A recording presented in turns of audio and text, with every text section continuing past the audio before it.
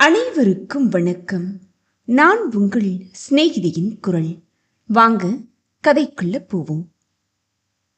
அந்த பேருந்து பெரும் குழுக்களுடன் வட்டப்பாறையில் வந்து நின்று பெருமூச்சு விட்டு அடங்கியது. இறங்கு வானதி, இதுதான் வட்டப்பாறை. ஜன்னல் வழியே வேடிக்கை பார்த்தபடி லயித்து கிடந்த தோழியின் தோளை தொட்டு அசைத்துவிட்டு அவசரமாக பேருந்திலிருந்து உதிர்ந்தாள் வெண்ணிலா. அவளை பின்தொடர்ந்து இறங்கிய வானதி வியப்பின் விளிம்பிற்கே சென்று விட்டிருந்தாள். Wow, fantastic D! பச்சை பசேல்னு மேற்கு தொடர்ச்சி மலையை ஒட்டி அணை கட்டப்பட்டிருக்கு இல்லையா? வட்டப்பாறைன்னு பேரை கேட்டதுமே நான் என்னமோ நினச்சிட்டு இருந்தேன். இவ்வளோ அழகான வனமா இருக்கும்னு நான் எதிர்பார்க்கவே இல்லை நிலா. இங்கே ஒரு நதி உற்பத்தி ஆகுது. சின்ன அணைக்கட்டு தான். மாந்தோப்பை ஒட்டி இந்த நதி ஜதி போட்டுக்கிட்டு ஓடி வர அழக நீ பார்த்தேன்னு வச்சுக்கோ, அசந்தே போயிடுவ தெரியுமா? ஏன் நிலா, இங்கே டீ கடை பொட்டி கடையெல்லாம் இருக்கே, பஸ்ஸில் ஜனங்களும் நிறைய வந்து இறங்குனாங்க. அந்த பக்கமாக கிராமம் ஏதாச்சும் இருக்கா? சுற்றும் முற்றும் பார்த்து கொண்டே கண்களில் ஆர்வம் மின்ன கேட்டாள் வானதி. கிராமம்லாம் எதுவும் கிடையாது வானதி. வந்த ஜனங்களில் முக்கால்வாசி பேர் இங்கே இருக்கிற தோப்புகளை வேலை பார்க்குறவங்க. சமீப காலமாக வட்டப்பாறை கிட்டத்தட்ட சுற்றுலாத்தலமாகவே மாறிக்கிட்டு இருக்கு. இந்த ரம்மியமான வனத்தை பார்க்கறதுக்காகவும் ஜாலியாக குளிச்சு என்ஜாய் பண்ணுறதுக்காகவும் வெளியூரில் இருந்தெல்லாம் ஜனங்க வர ஆரம்பிச்சிட்டாங்க. வா, இப்படி போலாம். வானதியின் கரத்தை வாஞ்சியுடன் பற்றியபடி நடந்தாள் அவள். வானதி தீவிரமாக யோசித்தாள். அவள் மனம் அசை போட ஆரம்பித்தது. வெண்ணிலாவும் வானதியும் நகமும் சதையுமாக நெருங்கி பழகும் தோழிகள். இருவரும் சிறு குன்றின் மீது இருந்த கலைக்கல்லூரியில் ஒன்றாக படித்தனர். பிஎஸ்சி இறுதியாண்டு தேர்வுகள் 2 நாட்களுக்கு முன்பே முடிந்துவிட்டிருந்தன.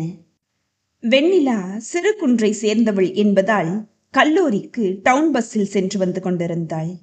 அவளது வீடு பஸ் ஸ்டாண்டில் இருந்து 1.5 கிலோமீட்டர் தூரத்தில் இருந்த பிரதான சிறப்பு பெற்ற பாலசுப்பிரமணியர் கோவிலுக்கு வெகு அருகில் அமைந்திருந்தது. நான் என்னோட சைக்கிளில் சுதந்திரமாக காலேஜ் போயிட்டு வந்துட்டு இருந்தேன். பஸ்ஸுக்கு காத்து கிடக்கிறதுக்கு சைக்கிள்லே போயிடலாம்ப்பா என்று வெண்ணிலா அடிக்கடி கெஞ்சிய போதெல்லாம் அப்பா சத்தியமூர்த்தி திட்டவட்டமாக மறுத்து விட்டிருந்தார். நீ எங்களுக்கு ஒரே பொண்ணு ராஜாத்தி. சைக்கிளில் வயசு பொண்ணு ஒத்தையில் இவ்வளோ தூரம் போயிட்டு பத்திரமா திரும்புகிற வரைக்கும் நாங்கள் வயிற்றுல நெருப்பை கட்டிக்கிட்டு இருக்கணுமே.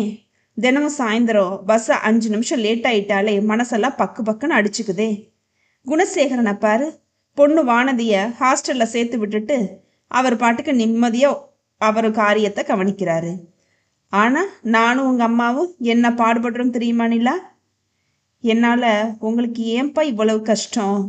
உலகத்தில் உள்ள ஒட்டுமொத்த அழகையும் கொட்டி உடைய படைச்சிட்டாரா அந்த பிரம்ம. இந்த அழகு தேவதைய பத்திரமா உங்கள் அத்தான் திவாகரன் கிட்ட ஒப்படைக்கிற வரைக்கும் எங்களுக்கு நிம்மதியே இல்லை நிலா. அதைத்தான் உங்கள் அப்பா அப்படி சொல்கிறாரு. அம்மா சிவகாமி ஆசையுடன் மகளின் கூந்தலை வருடினாள்.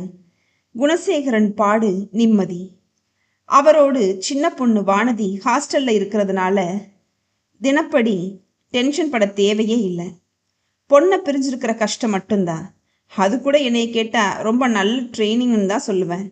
படிப்பு முடிஞ்சு கட்டி கொடுத்துட்டா பொண்ணை நாங்கள் பிரிஞ்சுதானே ஆகணும். வானதிக்கும் இது நல்லது தான்.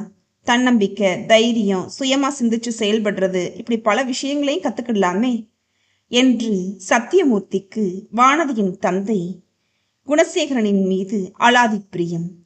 குணசேகரனின் குடும்பம் வெளியூருக்கு குடிபோய் விட்டாலும் இன்னமும் அவர்களுக்கிடையே இருந்த நட்புறவு அருந்துவிடவில்லை. குணசேகரன் இங்கு இருந்த வங்கியில்தான் 10 வருடங்களுக்கு மேலாளராக பணியாற்றினார். சத்தியமூர்த்தியின் வீட்டுக்கு பக்கத்தில் தான் அவர் குடியிருந்தார். ஆரம்பத்தில் அவர்களிடையே மெல்ல மலர்ந்து மனம் வீசிய சிநேகம் நாள் ஆக ஆக நட்பு வட்டத்தை தாண்டி சொந்த பந்தத்திற்கு உரிய உரிமையையும் நெருக்கத்தையும் வளர்த்து விட்டிருந்தது. வெண்ணிலாவும் வானதியும் 10ஆம் வகுப்பு வரை ஒன்றாகத்தான் படித்தார்கள். அவர்கள் 10ஆம் வகுப்பு முடித்த தருணத்தில் குணசேகரனுக்கு டிரான்ஸ்பருடன் கூடிய பதவி உயர்வு கிடைத்தது. இரு குடும்பங்களும் பிரிந்து விட்டாலும் அந்த ஊர் திருவிழாவுக்கு இவர்கள் செல்வதும் இவர்களது வீட்டு விசேஷங்களுக்கு அவர்கள் வருவதுமாக இருந்தனர். பற்களை கடித்து கொண்டு வானதி +1 +2 முடித்ததும் வெண்ணிலாவுடன் ஒரே கல்லூரியில தான் சேர்ந்து படிப்ப என்று ஒற்றை காலில் பிடிவாதமாக நின்று விட்டாள். வெண்ணிலா படிப்பில் கெட்டிக்காரி. அவளுடன் அட்டையாக ஒட்டி கொண்டு திரிந்ததில் 10ஆம் வகுப்பு வரை சொல்லிக் கொள்ளும்படியாக ஓரளவு நல்ல மதிப்பெண்களை தான் வாங்கி வந்தாள் வானதி. அவளை பிரிந்து வந்ததும் சுத்தம். இழுத்துக்கோ பறிச்சுக்கோ என்று பார்டர் மார்க் வாங்கியவளுக்கு டியூஷன் வைத்து தேற்றிக் கொண்டு வருவதற்குள் குணசேகரனுக்கும் அவரது மனைவி குமுதத்திற்கும் விழிகள் பிதுங்கிதான் போயின.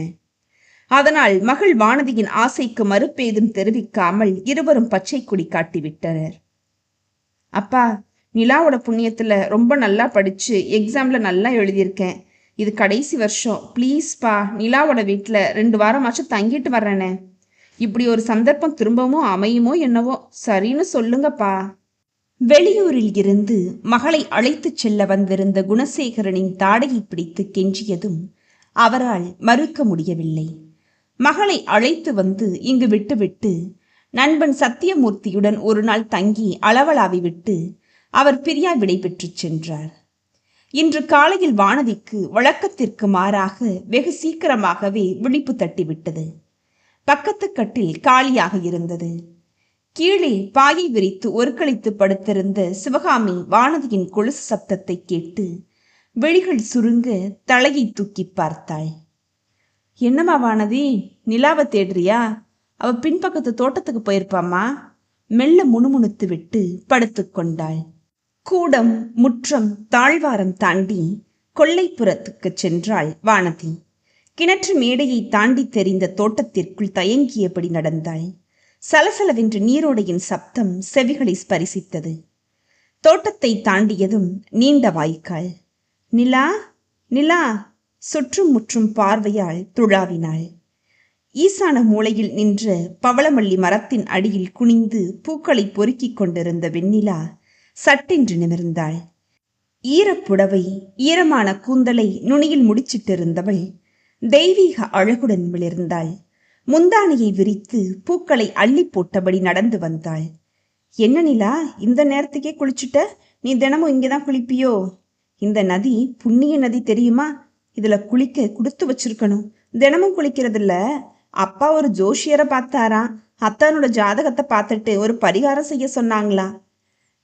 தலைக்கு குளிச்சு சுத்தபத்தமா பக்கத்துல இருக்கிற பாலசுப்பிரமணிய சுவாமி கோயிலுக்கு போய் அங்கே தூணுல நிக்கிற கோலத்துல இருக்கிற துர்க்கைக்கு பவளமல்லிய கோர்த்து மாலையா சாத்தி எலுமிச்சம்பழ விளக்கேத்தி வணங்கணுமா. பிரகாரத்தை 9 சுத்து சுத்திட்டு கொடிமரத்துக்கு முன்னாடி விழுந்து கும்பிட்டுட்டு வரணுமா. அதான் இந்த பூவை பறிச்சு நூல்ல மாலையா கோக்க போறேன். புன்னகைத்தாள் வெண்ணிலா. ஓஹோ, அப்படியா? இப்ப நானும் கூட வர்றேனே. ஆமா, இந்த பரிகாரத்தை இன்னைக்கு ஒரு நாள் பண்ணா போதுமா, இல்ல 48 நாளைக்கு பண்ணணும் தெரியுமா? என்னது, இத்தனை நாளா? டெய்லி விடிய காலத்துல தலைக்கு குளிச்சுட்டு பண்றியா? ஏனிலா, இதை உங்க அத்தை செஞ்சா என்னவா? அவங்களுக்கு உடம்புக்கு முடியல வானதி. 2 நாள் தலைக்கு தண்ணி விட்டாலே அவங்களுக்கு ஆச்சு போச்சுன்னு ஆயிடும். அதுதான். அது சரி. ஆமா, உங்க அத்தை பொண்ணு திலகா இருக்கால்ல, அவ தன்னோட அண்ணனுக்காக இதெல்லாம் செய்ய மாட்டாளாமோ? திலகா பாவம், அவளுக்கு பூஞ்ச உடம்பு, வீசிங் ட்ரபிள் வேற இருக்கு. அதுதான். வா, உள்ள போலாமா? சரிதான், அவங்க எல்லாரும் பத்திரமா உடம்ப அலட்டிக்காம இருக்கட்டும். பிரகாரத்தை சுத்தி யாரு செஞ்சா என்ன? உண்மையான அக்கறையோட பக்தியோட பகவானை வேண்டிக்கிட்டா செவிசாய்க்காமலா போயிடுவாருன்னு விளக்கேத்த கிளம்பிட்ட, அப்படித்தானே? இன்னையிலிருந்து தான் ஆரம்பிக்க போறியா நிலா? நேத்தைக்கே ஆரம்பிச்சிட்டேனே. நீ தான் அசந்து தூங்கிட்ட. உன்னை எழுப்ப மனசு இல்லாம போயிட்டேன். நான் சரியான கும்பகர்ணி. கோவில் கிட்டக்க கூப்பிடு தொலைவில் இருக்கிறதுனால தனியாவே போயிட்டியோ? ஆர்வமாய் கேட்டாள் வானதி. கூடத்தில் சாமி மாடத்தின் கீழே இருந்த மனைப்பலகையின் மீது முந்தானையில் முடிந்து வைத்திருந்த பவளமல்லி பூக்களை வைத்துவிட்டு நிமிர்ந்தாள் வெண்ணிலா. இல்லையே, அப்பாவும் துணைக்கு வந்தாரு. நான் புடவைய மாத்திட்டு வந்து பூவை கோர்க்கணும். நீ வேணும்னா போய் படுத்துக்கோ வானதி. நிலா, நானும் வர்றேனே. நீ மாலையா கோர்த்து முடிக்கிறதுக்கு முன்னாடியே நான் ரெடி ஆயிடுறேன். ஓட்டமும் நடையுமாக பாத்ரூமை நோக்கி விரைந்தாள் வானதி. ஆள் அரவமற்று அந்த கோவில் இருந்ததால் நிம்மதியாக தரிசிக்க முடிந்தது. எலுமிச்சம்பழத்தில் விளக்கேற்றிவிட்டு மண்டியிட்டு அமர்ந்து கைகளை ஏந்தியபடி கண்ணீர் மல்க அண்ணாந்து துர்க்கையை பார்த்தாள் வெண்ணிலா. பக்கவாட்டில் திரும்பி பார்த்தாள் வானதி. தும்பை பூவாக வெளுத்த வேட்டி சட்டையை அணிந்து கொண்டு மனமுருகி வேண்டிக் கொண்டிருந்த சத்தியமூர்த்தியை பார்த்ததும் வானதியின் நெஞ்சம் நெகிழ்ந்து போனது. மனதில் இனம் புரியாத நெருடல். வானதி, வானதி, என்ன பலத்த யோசனையா? எதிரே நின்ற வெண்ணிலா அவளது கன்னத்தில் வலிக்காமல் செல்லமாய் தட்டினாள். சட்டென்று சிந்தனை களைந்த வானதி அசடு வழியே தோழியை ஏறிட்டாள்.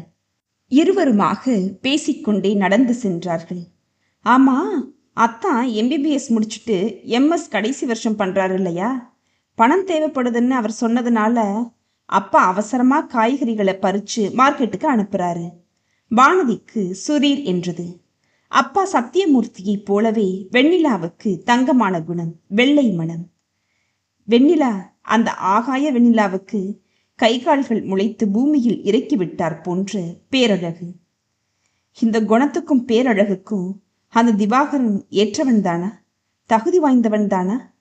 வானதியின் நெஞ்சில் நெருஞ்சி முள் தைத்தது. இல்லை இல்லை, இந்த அன்பான குடும்பமே ஏமாறதான் போகுது. அவளது உள்மனம் எச்சரித்தது.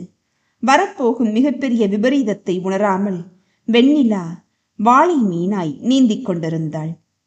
மேற்கு தொடர்ச்சி மலையிலிருந்து சிலுசிலுவென்று தவழ்ந்து வந்து மந்த மாருதம் மாமரக் கிளைகளை மெல்ல தாளாட்டியது. மாம்பிஞ்சுகளின் பால் மனம் காற்றில் கலந்தது. சலசலவென்று இலைகள் சப்திக்க கொத்து கொத்தான காய்களோடு கிளைகள் அசைந்த அழகை பார்வையால் வருடி கொடுத்தாள் வெண்ணிலா. நிலா, எனக்கு கபகபன்னு பசி எடுக்க ஆரம்பிச்சிடுச்சு. இந்த இடம் ரொம்ப அழகுப்பா. கோடை காலத்துல இருந்ததே மறந்து போச்சு பத்தியா? தண்ணிய பாரு, சின்ன குண்டூசி போட்டா கூட பளிச்சுன்னு தெரியும் போல. வா வானதி, காரசாரமான புளியோதரை தக்காளி சாதம் இருக்கு. தொட்டுக்க வெங்காய சட்னியும் புதினா துவையலும் இருக்கு. அம்மா தனித்தனியா பாசல்களை கட்டி கொடுக்கும்போது எதுக்குமா இவ்வளோ வைக்கிறீங்க, நாங்கள் 2 பேரும் இவ்வளவா சாப்பிட போறோம்னு கேட்டியே. இப்போ பாரு, சாப்பிட சாப்பிட வயிறு கொண்டா கொண்டான்னு கேட்க போகுது. தண்ணியில முக்கி திளைச்சாலே கபகபன்னு யானை பசி வந்துடும் தெரியுமா? இந்த சாப்பிடு. இப்படி இந்த கல்லு மேல உட்காந்துக்கோ வானதி. பார்சலை பிரித்து வாகாய் தோழியின் மடியில் வைத்தபடி உபசரித்தாள் வெண்ணிலா. சரக் சரக் என்று சருகுகள் மிதிபடும் சப்தத்தை கேட்டதுமே இருவரும் பின்னால் திரும்பி பார்த்தனர். மேல் துண்டால் லேசாக முகத்தை ஒற்றியபடியே மெல்ல நடந்து வந்தார் சத்தியமூர்த்தி. என்ன பொண்ணுங்களா, இப்பதான் சாப்பிடமே உட்காந்துருக்கீங்களாக்கும்? ஆசை தீர குளிச்சாச்சு இல்லையா? சாப்பிட்டதும் கிளம்பிடலாமா? அப்பா அப்பா, ப்ளீஸ், இங்கே இருந்துட்டு வெயில் தாழ்ந்ததும் சாயந்தரமா கிளம்பலாமே. இந்த இடத்த விட்டு நகரவே மனசில்லப்பா, ப்ளீஸ்பா, வெண்ணிலா கெஞ்சினாள். ஆமாம்ப்பா, இத்தனை வருஷமா இந்த இடத்த பார்க்காம மிஸ் பண்ணிட்டோமேன்னு வருத்தமா இருக்கு. தினமும் பஸ் பிடிச்சு இங்க வந்துடணும்னு ரொம்ப ஆசையா இருக்குப்பா. விழிகள் விரிய பரவசமாய் கூறிய வானதியை பார்த்ததும் மெல்ல நகைத்தார் சத்தியமூர்த்தி. அதெப்படி?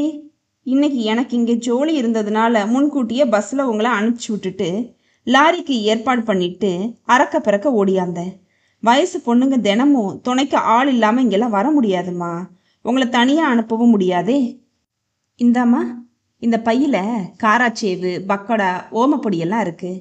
நான் கிட்டக்க இருந்தாதான் ஆளுங்க ஒழுங்கா சீக்கிரமா வேலை செய்வாங்க. ரொம்ப நேரம் தண்ணியில முங்கி கிடக்காதீங்க. இப்பவே கண்ணெல்லாம் ஏகத்துக்கு செவந்து கிடக்கு, சளி பிடிச்சிட போகுது. வேலை முடிச்சதும் ஒடியாந்துடுறேன், இங்கேயே இருங்க என்ன என்று கூறிவிட்டு 4 எட்டு வைத்தவர் மீண்டும் திரும்பி வந்தார். வானதி, பொண்ணு ஆசைப்படுறாளேன்னு 2-3 நாளைக்கு அரவமில்ல மூடிட்டு இப்படி உங்க கூட துணையா வந்துடலாம் தான். ஆனா சுத்து வட்டாரத்துல இருந்து நிறைய வாடிக்கையாளர்கள் மிளகா, தனியா, கோதுமை, அரிசி, கேழ்வரகு, மஞ்சள் அரைக்கிறதுக்கெல்லாம் நம்ம அரவமில்ல தேடிதானே வந்துட்டு இருக்காங்க. நிறைய லேடிஸுங்க வீடு தேடி கூட வந்துடுவாங்க. நம்பகரமா நல்லா திருப்தியா அரைச்சு கொடுக்குறமேன்னு ஜனங்க மத்தியில ஒரு நல்ல பேர் இருக்கு. அவங்களுக்கு எந்தவித பாதிப்பும் வந்துடக்கூடாதுல்ல. அதே சமயம் இப்போ நம்ம பொருளாதார நிலைமையும் சரியில்லை. ஒரு நாள் லீவ் போட்டாலே வருமானம் கணிசமா வராதேன்னு கவலைப்பட்டுக்கிட்டு இருக்கேன். அதுதான் என்று கூறிவிட்டு மீண்டும் நடந்த சத்தியமூர்த்தியின் முகம் வருத்தத்தில் தோய்ந்திருந்தது. சத்தியமூர்த்தி பெயருக்கு ஏற்பவே சத்தியம் தவறாத நாணயமான மனிதர், வாக்கு மாறாதவர், இரக்க சுபாவமும் இளகிய மனமும் படைத்தவர், அதிர்ந்து பேசத் தெரியாதவர், அதே சமயம் வெளுத்ததெல்லாம் பால் என்று நம்பி ஏமாந்து விடுபவர், கடுமையான உழைப்பாளி, சுயநலமாய் சிந்திக்கவே தெரியாத மனிதர். தனது ஒரே மகள் வெண்ணிலாவின் மீது பாசமழை பொழிபவர்தான். ஆனால் தமது கூட பிறந்த தங்கை சரோஜினியின் மீது உயிரையை வைத்திருந்தார் என்றுதான் சொல்ல வேண்டும். 10 ஏக்கரில் தென்னந்தோப்பு, நஞ்சை புஞ்சை நிலங்கள், 2 வீடுகள் என்று வசதியாக இருந்தவர்தான். தங்கையின் கணவர் குடி, சூதாட்டம் என்று சகல கெட்ட பழக்கங்களுக்கும் அடிமையானவர் என்று தெரிந்தபோது சத்தியமூர்த்திக்கு சர்வமும் பதறியது. சரோஜினியின் வாழ்க்கை பாழாகிவிட்டதே என்று கலங்கிக் கொண்டிருந்த வேளையில் தங்கையின் கணவர் குடிபோதையில் லாரியில் விழுந்து மடிந்தே விட்டார். அது மட்டுமல்ல, ஊரை சுற்றி கடன் வைத்துவிட்டு போனதோடு சத்தியமூர்த்தி தனது தங்கைக்கு சீதனமாக கொடுத்த வீட்டையும் அடமானம் வைத்துவிட்டு அகால மரணம் அடைந்து விட்டார். இளம் வயதிலேயே விதவையாகிவிட்ட தங்கையை ஏறிட்டு பார்க்க கூட அவருக்கு திராணி இருக்கவில்லை. அப்போது திவாகருக்கு 4 வயது இருக்கும். திலகாவுக்கோ 1 வயது கூட ஆகியிருக்கவில்லை. சத்தியமூர்த்தி மானஸ்தர். தங்கையின் கணவர் வைத்துவிட்டு போன கடன்களை அடைப்பது தமது கடமை என்று முடிவெடுத்தார். கடன்காரர்கள் யாரும் வீட்டு படியேறி வந்து சரோஜினியை ஒரு வார்த்தை பேசிவிடக்கூடாது என்பதில் மிகவும் குறியாக இருந்தார். கடன்காரர்களிடம் சமரசம் பேசி கடன்களை அடைப்பதற்கு சிறிது அவகாசம் அளிக்கும்படி வேண்டிக் கொண்டார். அரவை மில்லில் அயராது பாடுபட்டார். நிலத்தில் வந்த வருமானம் அது இது என்று பணத்தை புரட்டி கொஞ்சம் கொஞ்சமாக கடனை அடைத்துவிட்டு நிமிர்வதற்குள் அவருக்கு போதும் போதும் என்றாகிவிட்டது. கடனில் மூழ்கிக் கொண்டிருந்த வீட்டையும் மீட்டுக் கொடுத்தார். மெல்ல மெல்ல அவர் நொடியத் தொடங்கினார். சிவகாமியும் சத்தியமூர்த்தியும் சரோஜினியை தங்களுடன் சேர்ந்து வசிக்கும்படி வற்புறுத்தியும் அவள் கடைசி வரை ஒப்புக்கொள்ளவே இல்லை. நான் என்ன ஒண்டி மனுஷியா? எனக்கு மகனும் மகளும் துணையா இருக்காங்கல்ல. நான் என்ன வெளியூர்ல நாதியத்து போய் கிடக்கிறேன்னா என்ன? 2 தெரு தள்ளி தானே இருக்கேன். நீ பக்கத்துல தானே இருக்க. கொஞ்சம் எட்டி இருந்தாதான் உறவு என்னைக்கும் நீடிக்குங்கிறது என்னோட கருத்து. அங்கே வந்து ஒன்னா ஒரே வீட்டுல இருந்து எசக்கு பிசக்காகி மனஸ்தாபத்துல ஒரு சுடுசொல் வந்துடுச்சுன்னா வச்சுக்கோயேன், என்னால தாங்க முடியாதனே. நான் ஏற்கனவே ரொம்ப அடிபட்டுட்டேன். இதுக்கு மேலையும் எதையும் தாங்கிக்கிற சக்தி என் மனசுல கிடையாது, உடம்புலையும் கிடையாதேனே. என்னைய வற்புறுத்தாதனே, புரிஞ்சுக்கோயே. அருமை தங்கை சரோஜினி பிழிய பிழிய அழுததும் சத்தியமூர்த்திக்கு சங்கடமாக்கிவிட்டது. அம்மாடி சரோஜினி, உன் இஷ்டம்மா. இதுக்கு மேல நான் உன்னை வற்புறுத்த மாட்டேன். இந்த அண்ணன் குத்துக்கல்லாட்டம் இருக்கும்போது நீ என்னத்துக்கு கண்கலங்குறன்ற என்று உருகி போய்விட்டார். நீலிக்கு நெற்றியில் கண்ணீர் என்பார்கள். சரோஜினி நீலி கண்ணீர் வடித்தே காரியத்தை சாதித்துக் கொண்டாள். வானதிக்கு தோழியின் குடும்ப விவகாரம் முழுவதும் தெரியுமாதலால் தளர்ந்த நடையுடன் சென்ற சத்தியமூர்த்தியை பார்க்கவே அவளுக்கு பாவமாக இருந்தது. அப்பா வருத்தமாக பேசிவிட்டு சென்றதால் வெண்ணிலாவுக்கு மனதை பிசைந்தது. வாய்க்குள் திணித்துக் கொண்ட புளியோதரை தொண்டைக்குள் இறங்க மறுத்து புரட்சி செய்தது. சத்தியமூர்த்தி 4 அடி கூட நடந்திருக்க மாட்டார். அவரது சட்டை பையில் வைத்திருந்த செல்போன் கிணுகிணுத்தது. நம்பரை பார்த்தார். சொல்லுமா சரோஜினி? ஆ சரி சரி. அது எப்படிமா நான் மறப்பேன்? எல்லாம் ஏற்பாடு பண்ணிக்கிட்டு தாமா இருக்கேன். எப்படியாவது பணத்தை புரட்டி ராத்திரிக்குள்ள கொண்டாந்து உன் கையில கொடுத்துட்றேன். போதும் தானே? நீ விசனப்படாம இருமா. அண்ணன் நான் இருக்கையில் உனக்கு என்ன கவலைன்னு சொல்லு. சரிம்மா, வச்சிடுமா. செல்போனை சட்டை பாக்கெட்டில் வைத்துவிட்டு விடுவிடுவென்று நடந்தார் சத்தியமூர்த்தி. தங்கையின் மீது உயிரையை வைத்திருந்த மனிதர் அவர். அந்த அருமை தங்கையின் மூலமாகவே அவரது உயிரையை உருவி எடுத்து விடுவதற்கு தக்க தருணத்தை பார்த்து கொண்டிருந்தது விதி. எங்கிருந்தோ ஒரு குயில் இடைவிடாமல் கீதம் பாடிக்கொண்டிருந்தது. சாப்பிட்டு கையெழும்பி விட்டு மீண்டும் தண்ணீருக்குள் அமிழ்ந்து நீந்திய வெண்ணிலா அண்ணாந்து சுற்றும் முற்றும் மரக்கிளைகளை ஆராய்ந்தாள். வானதி, குயில் கூவுறத கேட்கிறப்ப அப்படியே நம்ம காதல தேன் பாய்ந்தோடுறது மாதிரி இல்ல? சுதந்திரமா, எந்த கவலையுமே இல்லாம ஏகாந்தமா அழகா பாடுதில்லையா? வெண்ணிலாவுக்கு ரசனை அதிகம். சின்ன சின்ன விஷயங்களை கூட கூர்ந்து பார்ப்பாள். இயற்கையை ரசிப்பதிலாகட்டும், சங்கீதத்தை கேட்பதிலாகட்டும், சமையல் செய்வதிலாகட்டும், எதிலுமே அவளது அலாதி ரசனை அழகாக வெளிப்படும். நிலா, உன் அளவுக்கு நுணுக்கமான ரசனைலாம் எனக்கு இல்லப்பா. அழகான வனத்துல குயில் கூவுது, அவ்வளவுதான். என்றபடியே தோழியை ஏற இறங்க நோட்டமிட்டாள் வானதி. கருநீல வண்ண காட்டன் புடவையுடன் நீருக்குள் அமிழ்ந்திருந்த வெண்ணிலா அழகிய நீல மலர் போல கண்களை கட்டி போட்டாள். ஈரத்தில் நனைந்திருந்த புடவை அவளது தாழம்பூ நிறத்தை எடுப்பாக காட்டியது. வானதி தோற்றத்தில் சுமாரான பெண்தான். மாநிறத்திற்கும் சற்று குறைச்சலால் நிறம்தான். ஆனால் என்றும் தோழியின் எல்லையில்லா வனப்பையும் எழிலையும் கண்டு அவள் பொறாமைப்பட்டதே இல்லை.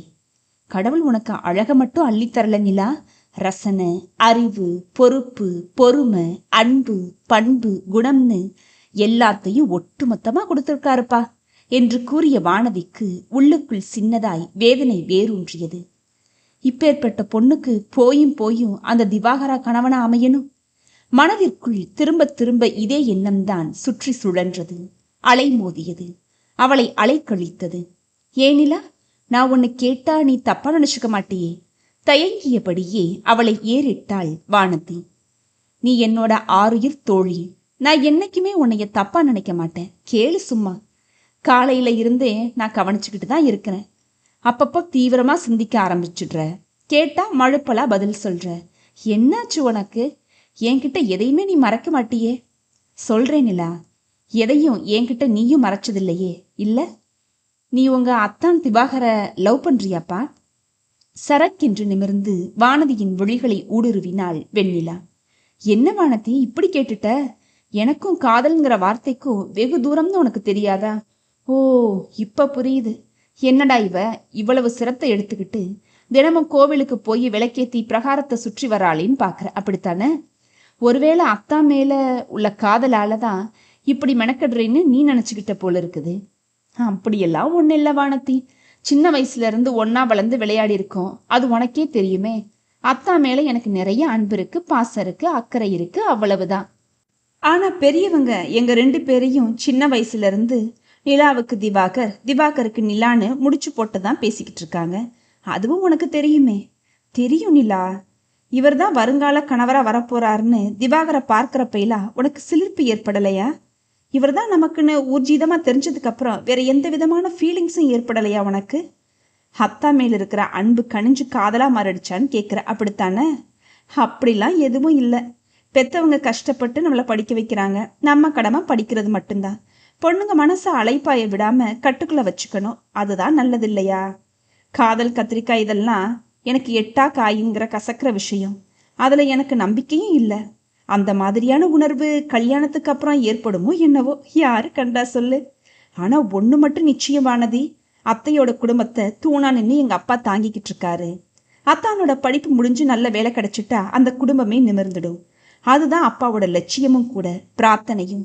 இத்தனை வருஷமா அவர் பட்ட பாட்டுக்கு ஒரு நல்ல பலன் கிடைக்கணும். அப்பாவோட பாரம் இறங்கணும் முதல்ல, அதுதான் என்னோட வேண்டுதல். அத்தானை பார்க்கும் போதெல்லாம் இவர் சீக்கிரமே நல்ல பதவியில உட்காந்து கை நிறைய சம்பாதிக்கணுமே அப்படிங்கிற எண்ணம் தான் எனக்குள்ள எழும்பும். இதை பத்தியா அவ்வளவு தீவிரமா யோசிச்சுக்கிட்டு இருந்தியாக்கோ இதை பத்தி என்று கூறிவிட்டு நீந்தியபடி கரையேறினாள் வெண்ணிலா. எதையோ நினைச்சு மூளையை போட்டு கசக்கிக்காம நல்லா என்ஜாய் பண்ண முதல்ல. உனக்காக தான் வட்டப்பாறையே வந்திருக்கிறோம். உனக்கு காராச்சேவுனா உசுராச்சே. வா, இப்படி வந்து உட்காரு, கொஞ்சம் கொறிக்கலாம். நிலா, உன் மனசு நிறைய குடும்ப பொறுப்பு, கடமை உணர்ச்சி, பாசம் இதெல்லாம் ஆக்கிரமிச்சிருக்கிறதுனாலதான் உனக்குள்ள காதல்ங்கிற உணர்வு இன்னமும் தலை தூக்கலைன்னு நான் நினைக்கிறேன். அருகில் வந்தாள் வானதி. அப்பாடா, ஒரு வழியா புரிஞ்சுக்கிட்டியா? போதும், இதுக்கு மேல எதையும் கேட்காத, ஆக்காட்டு முதல்ல. காராச்சேவை வாயில் திணித்தாள் வெண்ணிலா. குன்றின் மீது இருவருமாக ஏறி அமர்ந்து விளையாடிக் கொண்டிருந்த போது குதிகால்களை உயர்த்தி கொண்டு நின்றதாலும் அல்லது அந்த இடம் சற்று சரிவாக இருந்ததாலும் அந்த கல் சட்டென்று பெயர்ந்து உருண்டது. நிலை தடுமாறி குப்புற விழுந்தாள் வெண்ணிலா. நிலா, அடியதும் பற்றுச்சா? பதறியபடி அருகில் ஓடி வந்தாள் வானதி. சருகுகள் பலமாய் மிதிப்படும் சப்தம் கேட்டது. அழுத்தமான காலடி யோசையை கேட்டு ஏறிட்டவளுக்கு தூக்கி வாரி போட்டது. வாரி சுருட்டி கொண்டு எழுந்தாள் வெண்ணிலா. முழங்கையில் சிராய்ப்பு ஏற்பட்ட வேதனையை காட்டிலும் அவமான உணர்வில் அவளது அடிவயிறு சுருண்டது. வெகு நேரம் நடந்து நடந்து கால்கள் சளைத்து விட்டன. வட்டப்பாறை அணைப்பகுதியை நோட்டமிட்டு விட்டு கையில் இருந்த கேமராவை லெதர் பேக்கில் வைத்து தோளில் மாட்டிக்கொண்டு தோப்புக்குள் புகுந்து கொத்து கொத்தாய் தொங்கிய மாங்காய்களில் தலை இடிக்காத வண்ணம் குனிந்து நடந்தான் சூர்யா. சந்தன தேகத்துடன் 6 அடி உயரத்திலிருந்த சூர்யாவின் முகத்தில் அமைதியும் சாந்தமும் தாண்டவமாடிக்கொண்டிருந்தன. தேனியில் இருந்த பிரபலமான சாப்ட்வேர் கம்பெனியில் கடந்த வருடம்தான் வேலைக்கு சேர்ந்திருந்தான். நடுத்தர வகுப்பை சேர்ந்தவன்தான் சூர்யா. அப்பா பரந்தாமனும் அம்மா பத்மாவதியும் வாயை கட்டி வயிற்றை கட்டி அவனை இன்ஜினியராக்கி பார்க்க ஆசைப்பட்டு கஷ்டப்பட்டு படிக்க வைத்தனர். பெற்றோர்களின் கஷ்ட நஷ்டத்தை உணர்ந்து கண்ணும் கருத்துமாக படித்து தேறினான் அவன். பிஇ படித்துக் கொண்டிருக்கும் போதே கூடுதல் தகுதிக்காக சில கம்ப்யூட்டர் கோர்ஸ்களையும் முடித்து வைத்திருந்தான். வேலை கிடைக்கிறதே குதிரை கொம்பா இருக்கும் இந்த காலத்துல நேரத்தை வீணாக்காம எம்இ படித்து தகுதியை உயர்த்தி கொண்டால் சுலபமாக நல்ல வேளையில் அமர்ந்திடலாமே என்ற யோசனை அவனுக்குள் உதித்தது. இன்னும் 2 வருட காலத்தை படிப்புக்காக செலவிட வேண்டுமே என்ற வேதனையில் அவன் மருகிய போது, இன்னும் 2 வருஷத்துல நல்ல வேலையில நீ உட்கார்ந்துட்டா நம்ம குடும்பம் தலையெடுத்துடும். உன் தம்பி சந்துருவ நீயே படிக்க வச்சிடுவ. எங்க சிரமத்தை நினைச்சு நீ ஏன் வெசனப்படுற சூர்யா? கண்ணு மூடி திறக்கிறதுக்குள்ள 2 வருஷம் மாயமா ஓடிரும் பாரு. அப்பா பரந்தாமன் ஆதுரமாய் பேசி அவனது புஜத்தில் மிருதுவாய் தட்டியதும் சூர்யா தயக்கத்தை உதறிவிட்டு எம்இ படிப்பை தொடர்ந்தான். கல்லூரியில் படிக்கும் காலத்தில் போட்டோகிராஃபியில் அவனுக்கு இருந்த ஆர்வம் பல்கி பெருகிவிட்டிருந்தது. அதீத பொறுப்புடனும் அக்கறையோடும் கடமை உணர்வோடும் எம்இ படித்த முதல் வகுப்பில் தேறி வந்ததும் உடனடியாக பிரபல சாப்ட்வேர் கம்பெனியில் வேலை கிடைத்துவிட்டது. சூர்யாவின் தகுதிக்கும் திறமைக்கும் ஏற்ற நல்ல பதவி, கை நிறைய சம்பளம், அவனது உபயோகத்திற்கு அலுவலகம் அளித்த கார். 4-5 மாதங்களுக்கு ஒரு முறை ப்ராஜெக்ட் சம்பந்தமாக வெளிநாடுகளுக்கு அவனை அலுவலகம் அனுப்பி வைத்தது. தாய் பத்மாவதிக்கு பெருமை பிடிபடவில்லை. இதுநாள் வரை அவர்கள் பட்ட கஷ்டத்திற்கு கடவுள் கண் திறந்து விட்டார் என்று உள்ளூர மகிழ்ச்சி அடைந்தாள். உற்றார் உறவினர்களிடம் எல்லாம் சொல்லி சொல்லி பெருமிதப்பட்டாள். அப்பாடா என்று நிம்மதி பெருமூச்சு விட்ட தருணத்தில் யார் கண்பட்டதோ தெரியவில்லை. சூர்யாவிற்கு வேலை கிடைத்த மறு மாதமே ப்ராஜெக்ட் சம்பந்தமாக அவன் வெளிநாடுகளுக்கு செல்ல வேண்டியிருந்தது. வெளிநாட்டில் 3 மாதங்கள் தங்கி தனக்கு அளிக்கப்பட்ட பணியை செவ்வனே முடித்து மேலதிகாரிகளின் பாராட்டு மழையில் நனைந்து தாயகம் திரும்பினான் சூர்யா. அம்மா பத்மாவதிக்கு ஒரு ஜோடி வளையலும் தாலி செயினையும் பார்த்து பார்த்து ஆசையாக வாங்கி வந்திருந்தான்.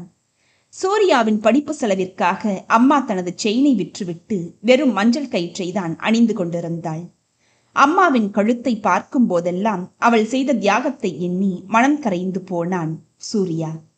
நகைப்பெட்டியை திறந்து பார்த்ததும் நெகிழ்ந்து போய்விட்டாள் பத்மாவதி.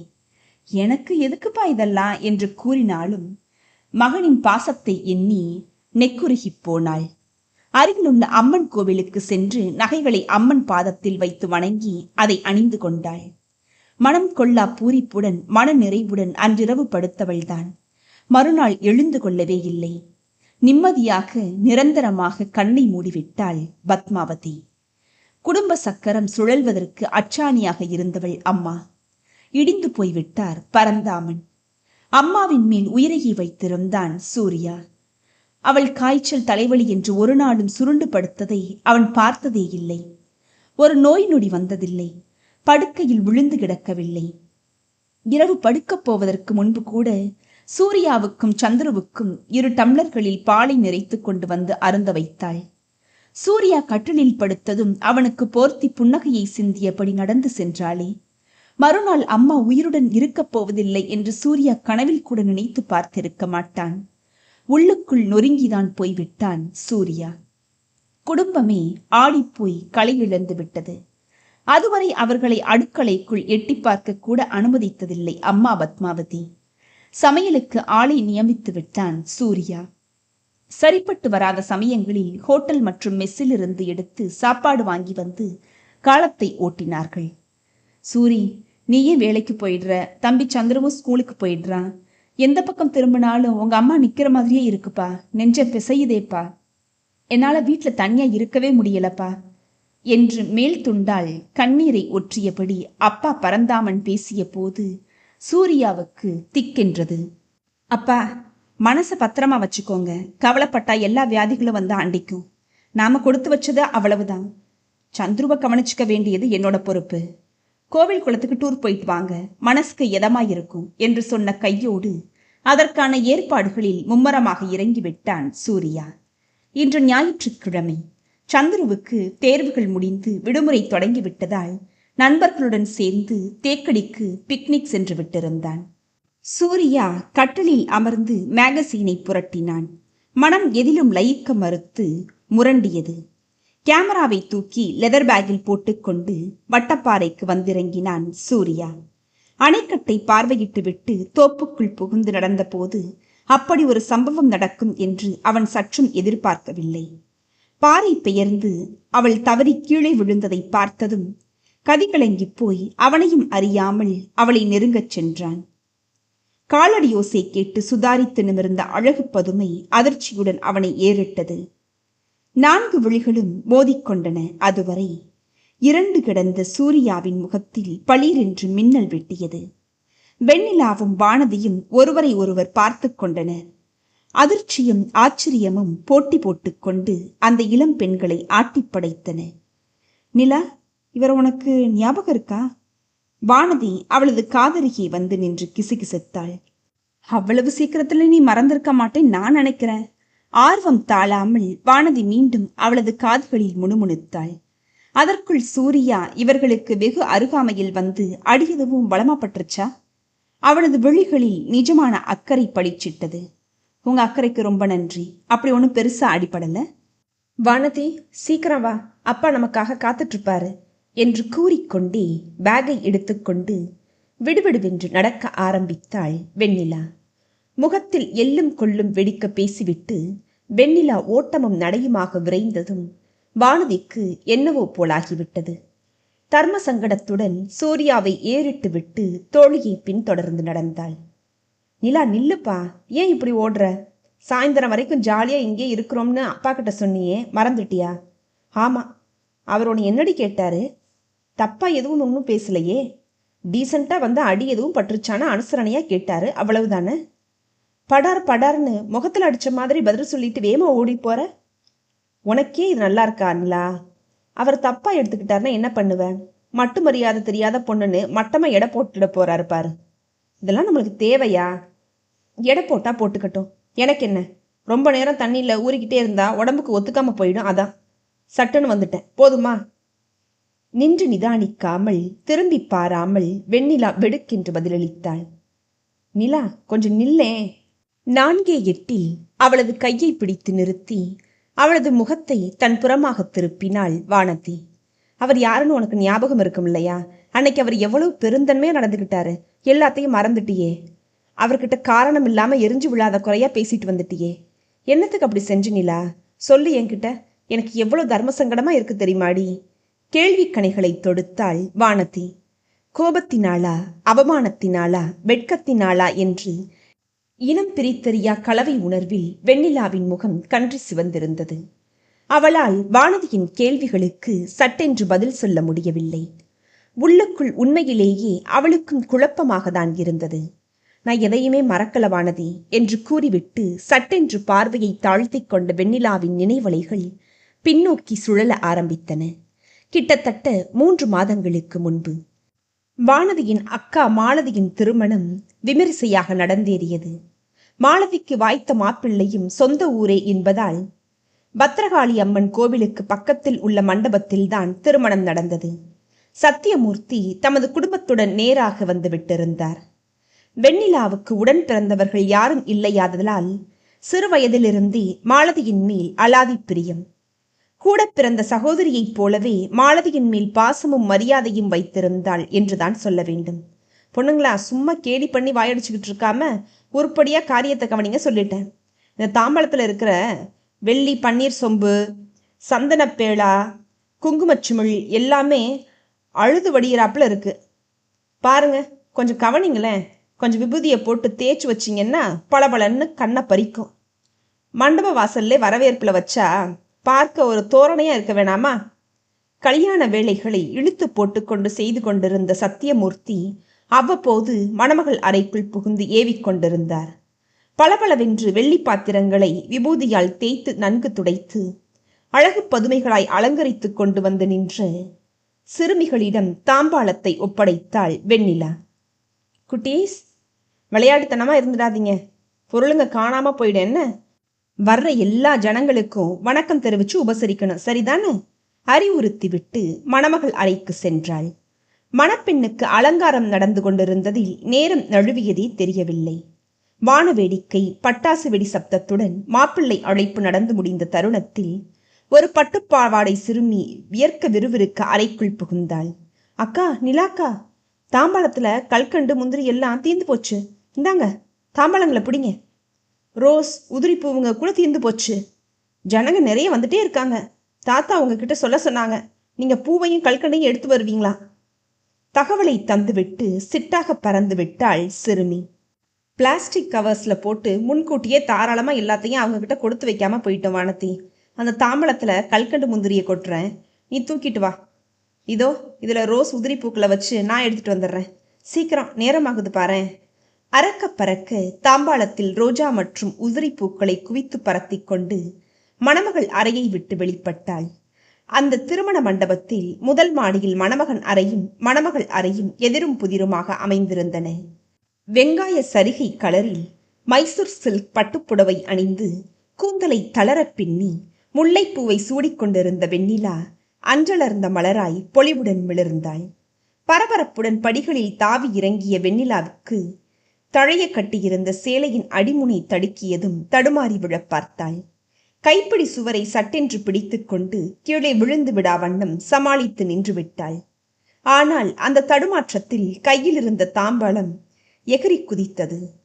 டிப்டாப்பாக சஃபாரி சூட் அணிந்து மாடி ஏறி வந்து கொண்டிருந்த சூர்யாவின் நெற்றியில் தாம்பாளம் பதம் பார்த்துவிட்டு பூக்களை அவனது தலையில் அர்ச்சனை செய்துவிட்டு டங் டனார் என்று ஓசையுடன் கீழே விழுந்து வட்டமிட்டு அதிர்வை எழுப்பி மெதுவாக அடங்கியது.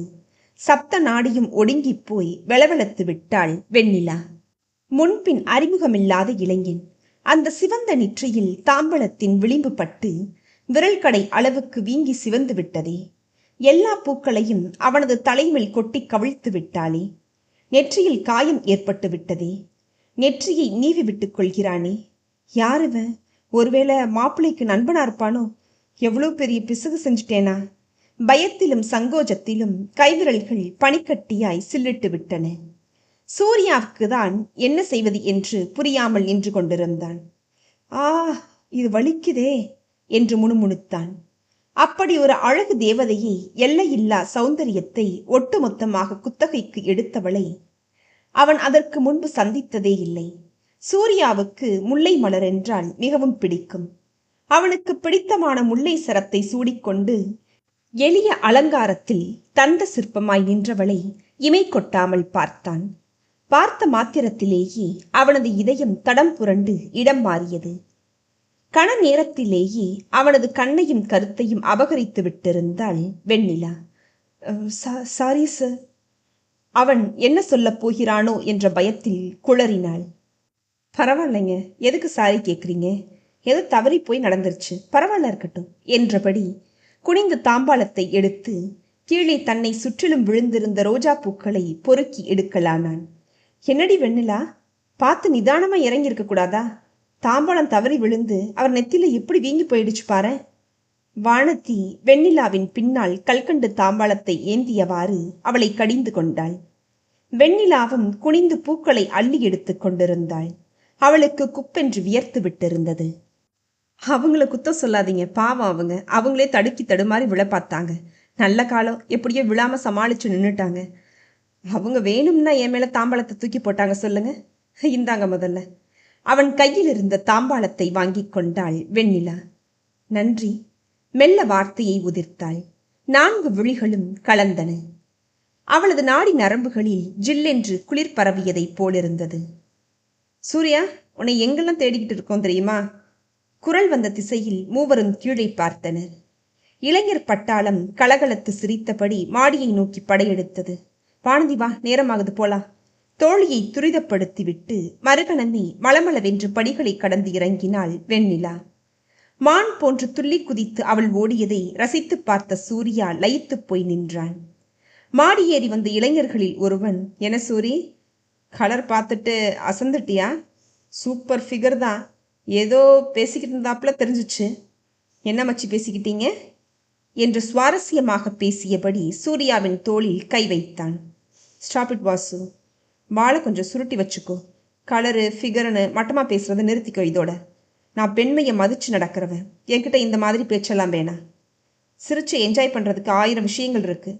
இந்த மாதிரி கொச்சையாக பேசி சிரிக்கிறதுல எனக்கு என்றைக்குமே உடன்பாடு இல்லைன்னு உனக்கு நல்லாவே தெரியும். அப்புறம் ஏன் இப்படிலாம் பேசிகிட்டு இருக்கிற? ஒருத்தருக்கு ஒன்று பிடிக்கலைன்னா அதை நம்ம புரிஞ்சுக்கிட்டு நாகரிகமாக நடந்துக்கணும். படித்த படிப்புக்கு தான் அழகு எல்லாமே. உருமினான் சூர்யா. வாசு, சும்மா இருக்க மாட்டியா? சூரி, விடுப்பா. நீங்கள் எல்லாரும் என் அண்ணனோட கல்யாணத்துக்கு வந்ததில் எனக்கு ரொம்ப சந்தோஷம். இந்த நல்ல நாளில் என்னத்துக்கு நமக்குள்ள மனஸ்தாபம்? வாங்க, அந்த ரூமுக்கு போயிடலாம். இருவரையும் சமாதானப்படுத்தினான் நண்பன் அரேந்திரன். கல்கண்டு தாம்பாளத்தை ஏந்தியபடி இவர்களது சம்பாஷணைகளை கேட்டபடி மிக நிதானமாக படிகளில் இறங்கிய வானதிக்கு சூர்யாவின் மேல் ஒரு நல்ல அபிப்பிராயம் வந்தது நிஜம். அதை அப்படியே வெண்ணிலாவிடம் அவள் கொட்டி தீர்த்த போது வெண்ணிலாவின் முகத்தில் விளக்கு போட்டார் போல வெளிச்சம் தோன்றியதை வானதி கவனிக்க தவறவில்லை. மறுகணமே ஏதோ ஒரு குற்ற உணர்வு உள்ளூர தலை தூக்கியது போலும். வெண்ணிலா சட்டென்று பேச்சை மாற்றினாள். காரணமே இல்லாமல் எரிந்து விழுந்தாள். அன்றும் அப்படித்தான். இன்றும் சூர்யா கரிசனத்துடன் அவளிடம் பேசிய போதும் அதே கோபம், காரணமற்ற எரிச்சல். வெண்ணிலாவின் முகத்தை ஊன்றி கவனித்தாள் வானதி. சட்டென்று முகத்தை திருப்பிக் கொண்ட வெண்ணிலா, வானதி, அதோ பாரு, அப்பா வந்துட்டு இருக்காரு. மாங்காய் கூடைகளை லாரியில லோடு ஏற்றி அனுப்பிட்டார் போல இருக்குது. பஸ்ல பிடிச்சு நம்ம கிளம்ப வேண்டியதுதான் என்றாள். வானதிக்கு எங்கோ பொறிதொட்டியது போலிருந்தது. மாசு மறுவற்ற தோழியின் அழகு முகத்தை மீண்டும் உற்று பார்த்தாள். உள்ளூர ஏதோ ஒன்று நெருடியது. அவளது மனம் மெழுகாய் உருகியது. அவள் பயந்தது போலவே விரைவில் வெண்ணிலாவின் வாழ்க்கை கேள்விக்குறியானது. சூர்யாவின் முகத்தில் சோக மேகங்கள் சூழ்ந்து கொண்டிருந்தன. அப்பா பரந்தாமனுக்கு காய்ச்சல் அனலாக கொதித்துக் கொண்டிருந்தது. காலையில் பக்கத்து ஓட்டலில் இருந்து அவன் வாங்கி கொண்டு வந்திருந்த இட்லி பொட்டலம் பிரிக்கப்படாமல் அப்படியே கிடந்தது. காலையில் குடித்துவிட்டு வைத்த காஃபி டம்ளர்கள் கழுவப்படாமல் ஈக்கள் மொய்த்தபடி கிடந்தன. வேலைக்காரி 4 நாட்களாக மட்டம் போட்டு விட்டிருந்தாள். பாத்திரங்களை சிங்கில் போட்டு தேய்த்து கழுவினான் சூர்யா. குளியலறைக்கு சென்றால் துவைக்கப்படாத அழுக்கு துணிகள் கொடியில் தொங்கி எரிச்சலை கிளப்பின. தூசு தும்பு படிந்த கூடத்து தரையும் ஆங்காங்கே இறைந்து கிடந்த பொருட்களும் அது ஒரு பொன்னில்லாத வீடு என்பதை நன்கு பறைசாற்றிக் கொண்டிருந்தன. தம்பி சந்துரு கம்ப்யூட்டர் கிளாஸுக்கு சென்று விட்டிருந்தான். இறைந்து கிடந்த பேப்பர்களையும் புத்தகங்களையும் அடுக்கி ஒழுங்குபடுத்திவிட்டு துடைப்பத்தை எடுத்து வீட்டை பெருக்கினான் சூர்யா. சுக்கையும் மிளகையும் துளசியையும் தட்டி போட்டு கஷாயம் தயாரித்து கை பொறுக்கும் சூட்டில் ஆற்றினான். அப்பா, கொஞ்சம் எந்திரிச்சு இந்த கஷாயத்தை குடிச்சிட்டு படுத்துக்கோங்கப்பா. பரந்தாமனின் கால் மாட்டில் அமர்ந்து கொண்டு அவரது உடம்பில் போர்த்தி இருந்த போர்வையை விளக்கினான். கோவிலுக்கு சென்று 3 நாட்கள் தங்கியிருந்து திருப்தியுடன் தரிசனம் செய்துவிட்டு வந்திருந்தார் பரந்தாமன். திரும்பி வந்து 2 நாட்கள் தான் ஆகின்றன. முதல் நாள் கலகலவென்று பேசி நன்றாக தான் வளைய வந்தார். மறுநாளே காய்ச்சல், ஜலதோஷம், மூச்சிறைப்பு வந்து அவரை முடக்கி போட்டு விட்டது. 2 நாட்கள் விடுமுறை போட்டுவிட்டு அருகிலேயே இருந்து அவரை கண்ணும் கருத்துமாக கவனித்துக் கொண்டான் சூர்யா. இன்று காலை காய்ச்சல் சற்று மட்டுப்பட்டிருப்பதை போல் தோன்றியதும் பரந்தாமனை சூர்யாவை வற்புறுத்தி அலுவலகத்திற்கு அனுப்பி வைத்து விட்டார். சாயந்திரம் வீடு திரும்பியதும் பார்த்தால் காய்ச்சல் சற்றும் குறையாமல் இருந்ததும் சூர்யாவுக்கு கவலையுடன் திகிலும் சேர்ந்து கொண்டது. வேலைக்காரி இன்னைக்கும் மட்டம் போட்டுட்டாளே, கஷாயத்தை நீயே காய்ச்சினியா? உனக்கு ரொம்ப சிரமத்தை கொடுக்குறேன் சூர்யா என்றபடி கஷாயத்தை ஒரு மடக்கு வருகினார் பரந்தாமன். எனக்கு ஒரு சிரமமும் இல்லைப்பா. நீங்கள் இப்படி உடம்புக்கு முடியாமல் படுத்து கிடக்கிறத பார்த்தாதான் மனசுக்கு ரொம்ப வேதனையாக இருக்குது. பரவாயில்லையே, நல்லா பக்குவமாக கஷாயம் போட்டிருக்கியே சூர்யா. பக்கத்து வீட்டு பாட்டிக்கிட்ட செய்முறை கேட்டுட்டு வந்து காய்ச்சினேன்ப்பா. அப்பா, நேற்று எல்லா டெஸ்ட்டுகளும் எடுத்தோம் இல்லையா? ரிசல்ட்டை பார்த்ததில் எல்லாம் நார்மலாக தான் இருக்குது. நான் டாக்டர்கிட்ட பேசிட்டு தான் வர்றேன். உங்கள் உடம்புக்கு ஒன்றுமே இல்லைப்பா. மன உளைச்சல் தான் இதுக்கெல்லாம் காரணம்னு டாக்டர் சொல்லிட்டாரு.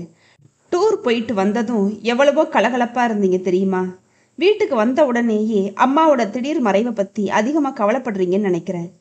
கவலை தான் எல்லா நோய்களுக்கும் காரணம். அது மனுஷனை உருகுலையிச்சு போட்டுடும்பா. மனசை ரிலாக்ஸாக வச்சுக்கோங்கப்பா. நீங்கள் தானப்பா எங்களுக்கு புத்திமதி சொல்லி வழி நடத்தணும். நெகிழ்ந்து போய் பேசியதால் சூர்யாவின் குரல் பிசிறடித்தது. மகனின் பாசத்தை கண்டு பாகாய் உருகி பரந்தாமன். வாஸ்தவந்தான் சூர்யா, வீட்டில் எந்த பக்கம் திரும்பினாலும் பத்மாவதி இல்லாத வெறுமை கண்ணில் அரையிறாப்புல இருக்குப்பா. மனமொத்த ஆதர்ஷ தம்பதிகளாக வாழ்ந்துட்டோம்.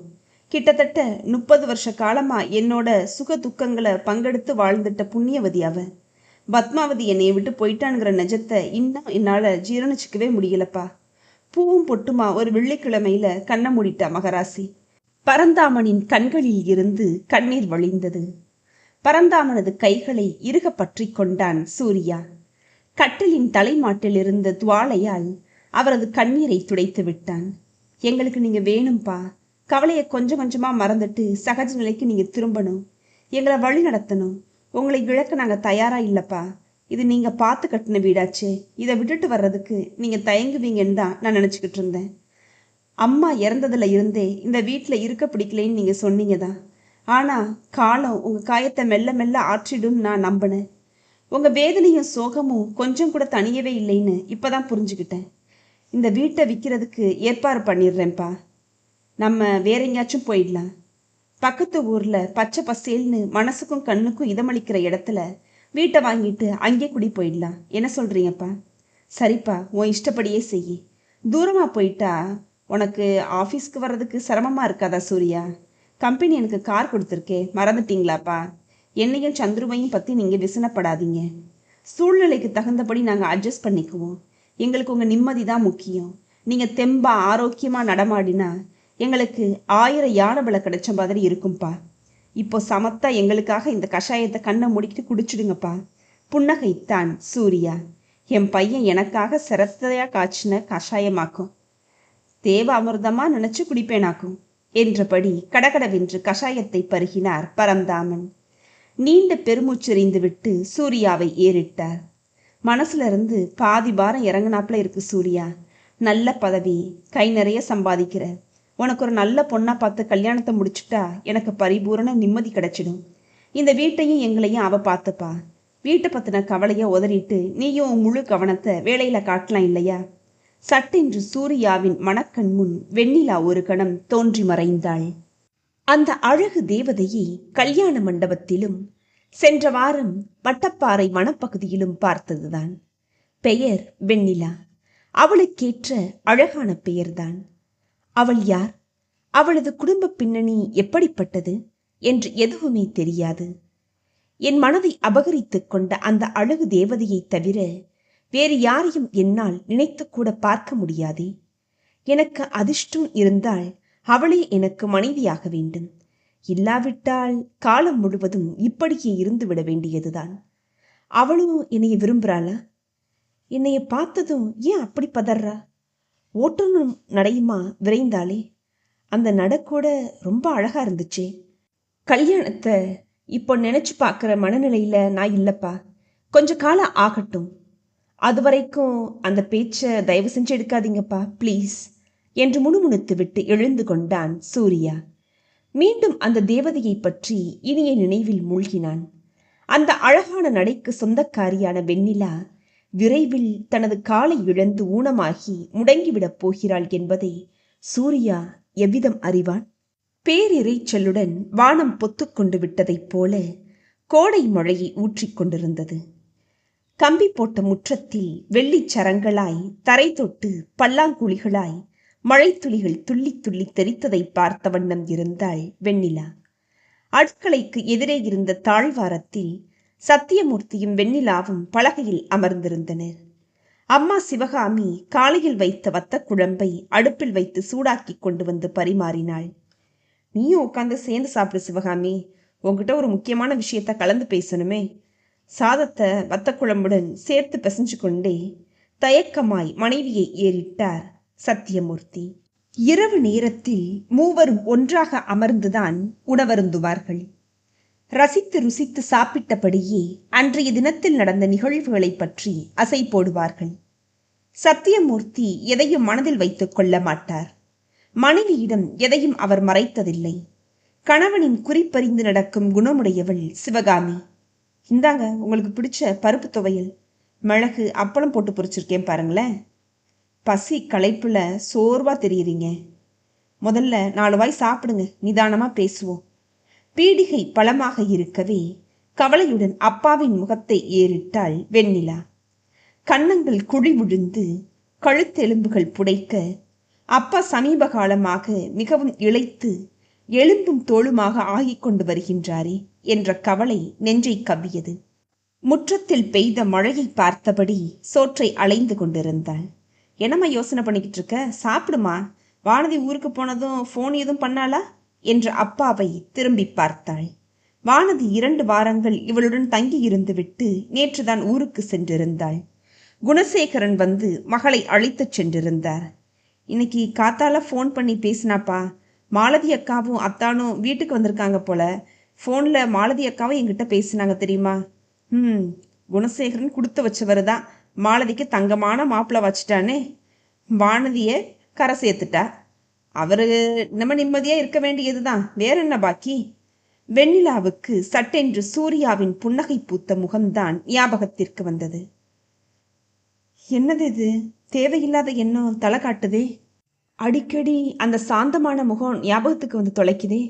இது எனக்கு நல்லதில்லையே. மனதை தட்டி அடக்கினாள். சிவகாமி, நம்ம திவாகர் மாப்பிள்ளை MS முடிச்சிட்டாருமா. கூடிய சீக்கிரம் பெரிய மருத்துவமனையில் ஜாயின் பண்ணிடுவாரு. இனி அவருக்கு பிரகாசமான எதிர்காலம் இருக்கு. அவங்க வீட்டிலேயே வராண்டாவுக்கு பக்கத்தில் இருக்கிற அறையை அப்படியே சின்ன கிளினிக்காக மாற்றிட்டோம்னா சாயந்தரமோ காலையிலையோ திவாகர் மாப்பிள்ளை 10 பேஷண்ட்டை கவனிச்சா போதும். ஆத்திர அவசரத்துக்கு ஒரு டாக்டரை பார்க்கணும்னா ரொம்ப தூரம் நம்ம போக வேண்டியது இருக்குது. சீக்கிரம் அவர் மார்க்கெட்டையும் பிடிச்சிடலாம். எதிர்காலத்தில் அவரோட திறமை கைராசியை பொறுத்து அவர் பெரிய நர்சிங் ஹோமை கூட கட்டிக்கட்டும். திலகா பொண்ணை ஒருத்தன் கையில் பிடிச்சு கொடுத்துட்டோம்னா சரோஜினிக்கு பாவம் குறைஞ்சிடும். அப்புறம் என்ன, வெண்ணிலாவையும் திவாகரையும் மாலையும் கொளுத்துமா ஜோடியாக பார்த்துட்டா நாமளும் நிம்மதியாக பெருமூச்சு விடலாம் இல்லையா?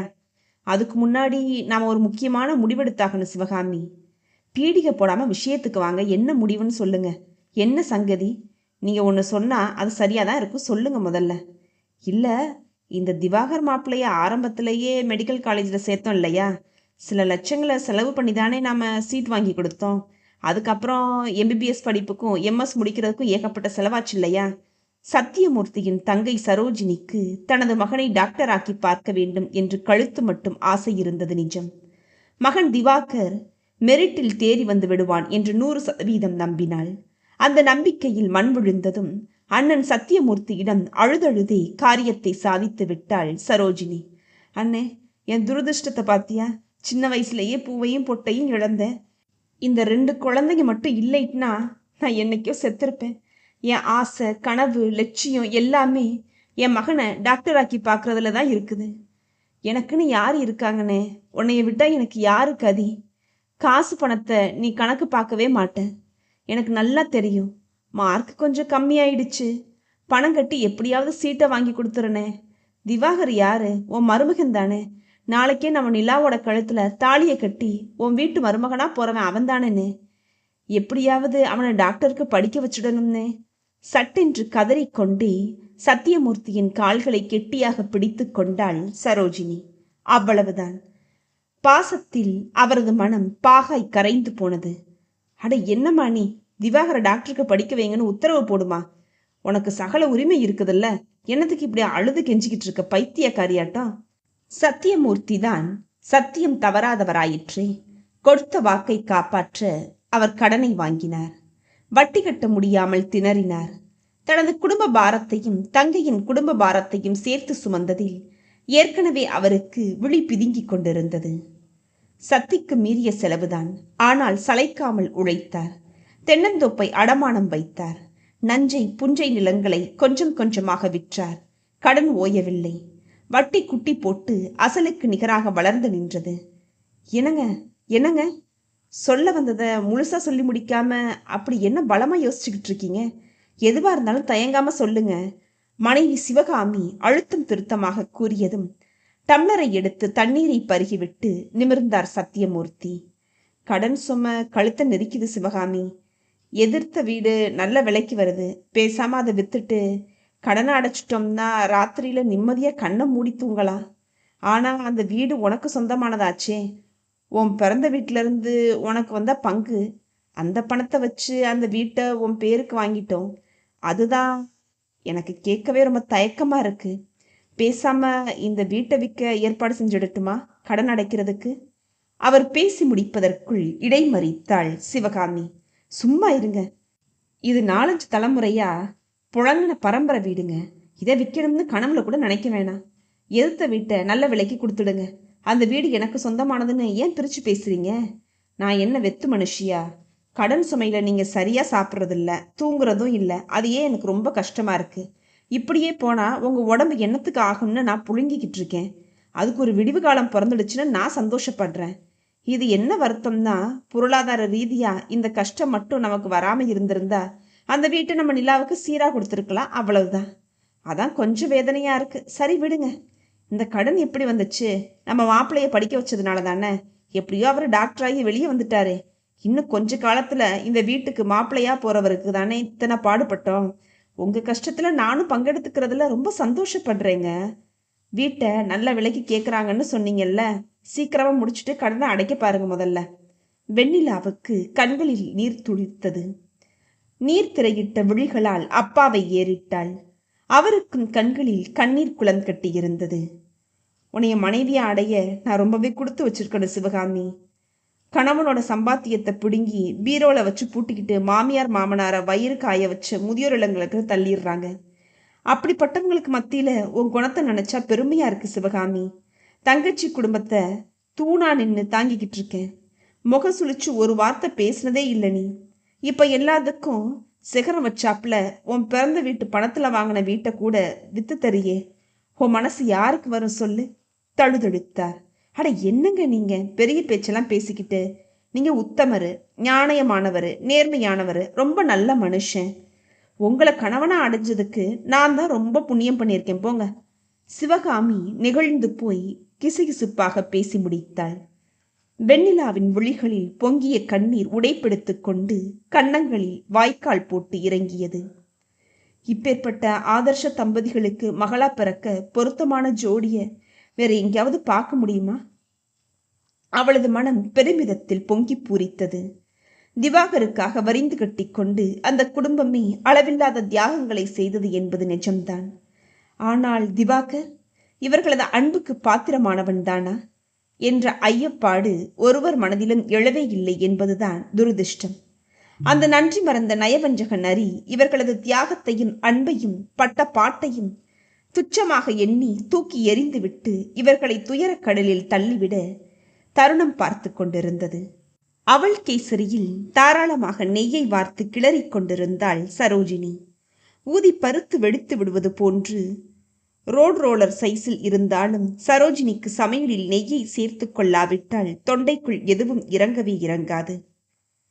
4 படிகளில் ஏறி இறங்குவதற்குள் அல்லது ஒரு தெருவில் இருந்தபடி 20 அடி தூரம் நடப்பதற்குள் அவளுக்கு மேல் மூச்சு கீழ் மூச்சு வாங்கிவிடும்.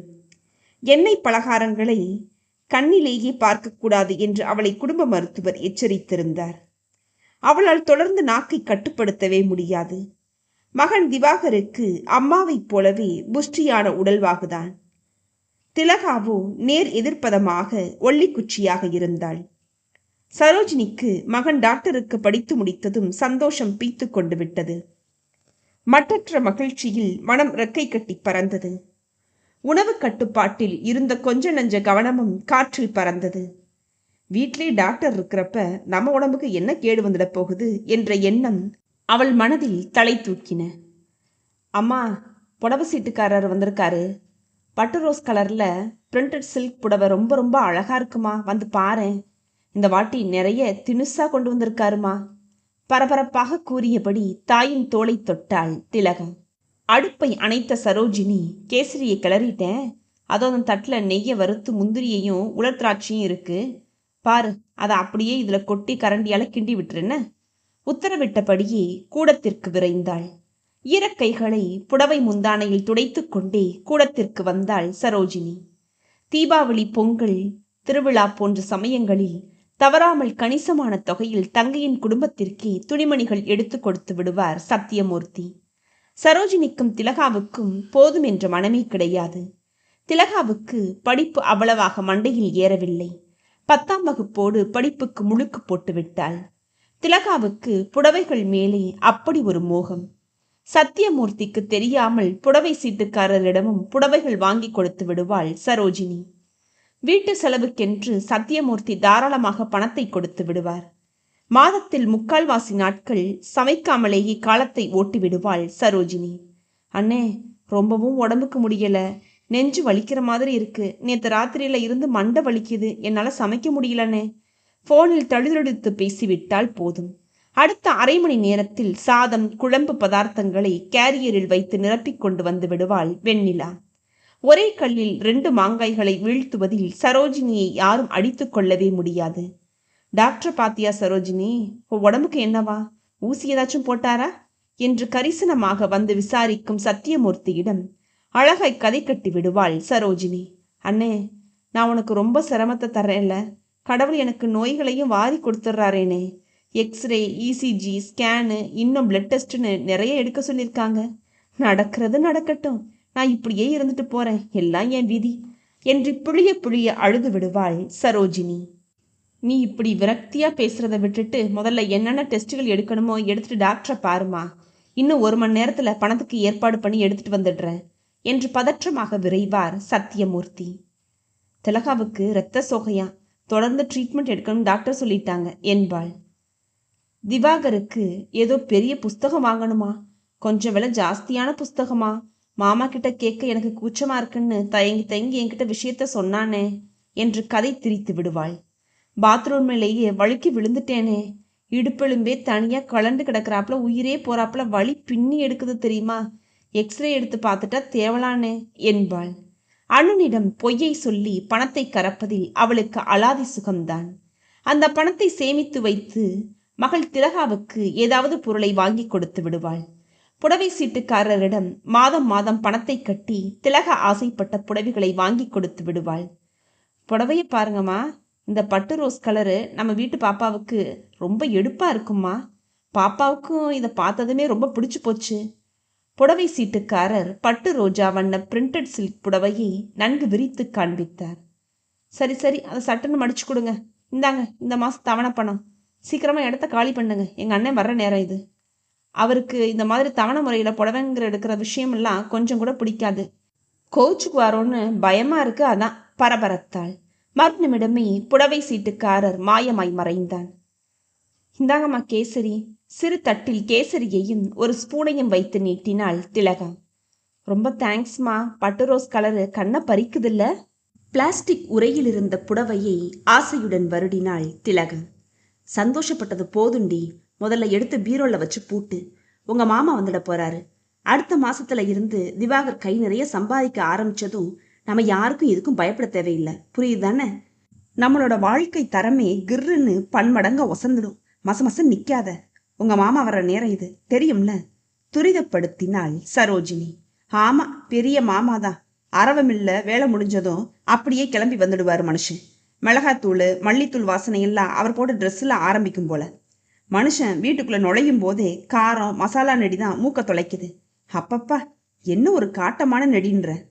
நம்ம வாழ்க்கை தரம் கிர்ன்னு ஒசந்ததும் இதே மாமா இப்படி அதே கோலத்துல தினமும் வீட்டுக்குள்ள நுழைவாரே, அதை பத்தி நீ என்ன நினைக்கிறமா? கேட்டுவிட்டு புது புடவையை பீரோவில் மறைத்து வைக்க உள்ளே விரைந்தாள் திலகா. கூடத்து சோஃபாவில் பலத்த யோசனையுடன் புதைந்து போய் அமர்ந்திருந்தாள் சரோஜினி. அதே சமயம் பருப்புருண்டை குழம்பும் காலிஃப்ளவர் கூட்டும் சமைத்து கொண்டு அத்தையின் வீட்டிற்கு வந்து கொண்டிருந்தாள் வெண்ணிலா. சத்தியமூர்த்தியும் வேலையை முடித்து கொண்டு சைக்கிளில் வந்துவிட தெருமுனையில் இருவரும் சந்தித்து கொண்டு பேசியபடி சரோஜினியின் வீட்டிற்குள் நுழைய எத்தனித்த போதுதான் திலகா துச்சமாக சத்தியமூர்த்தியை பற்றி பேசியது அவர்களது காதில் நாராசமாய் விழுந்தது. மிளகாய்த்தூள் காரத்திலையும் மிஷின்களோட உமிழு வெப்பத்திலையும் நாள் முழுவதும் அயராது உழைச்ச அப்பாவை போய் மரியாதை குறைவா நினைக்கிறாளே திலகா. ஸ்தம்பித்து நின்று விட்டாள் வெண்ணிலா. சத்தியமூர்த்தி சட்டென்று குனிந்து தன் உடையை ஒருமுறை பார்த்து கொண்டார். மௌனமாக சைக்கிளை எடுத்துக்கொண்டு வந்த வழியே சென்றார். கீழுதட்டை அழுந்த கடித்து பொங்கி வந்த அழுகையை அடக்கிக் கொண்டு டிஃபன் கேரியரை கூடத்து மேஜை மேல் வைத்துவிட்டு, உங்களுக்கு பிடிச்ச கூட்டும் பருப்புருண்ட குழம்பு வச்சிருக்கேன் சாப்பிட்டுக்கோங்க என்று சொல்லிவிட்டு வெளியேறினாள். சத்தியமூர்த்தி சரோஜினியின் மேல் அளவு கடந்த பாசம் வைத்திருந்தார். அந்த பாசமே விரைவில் பாசக்கயிறாக மாறி அவரது உயிரை வாங்கப் போகிறது என்பதை வெண்ணிலா எதிர்பார்க்கவே இல்லை. சூர்யாவுக்கு இரட்டிப்பு சந்தோஷமாக இருந்தது. வீடு நல்ல விலைக்குதான் போனது.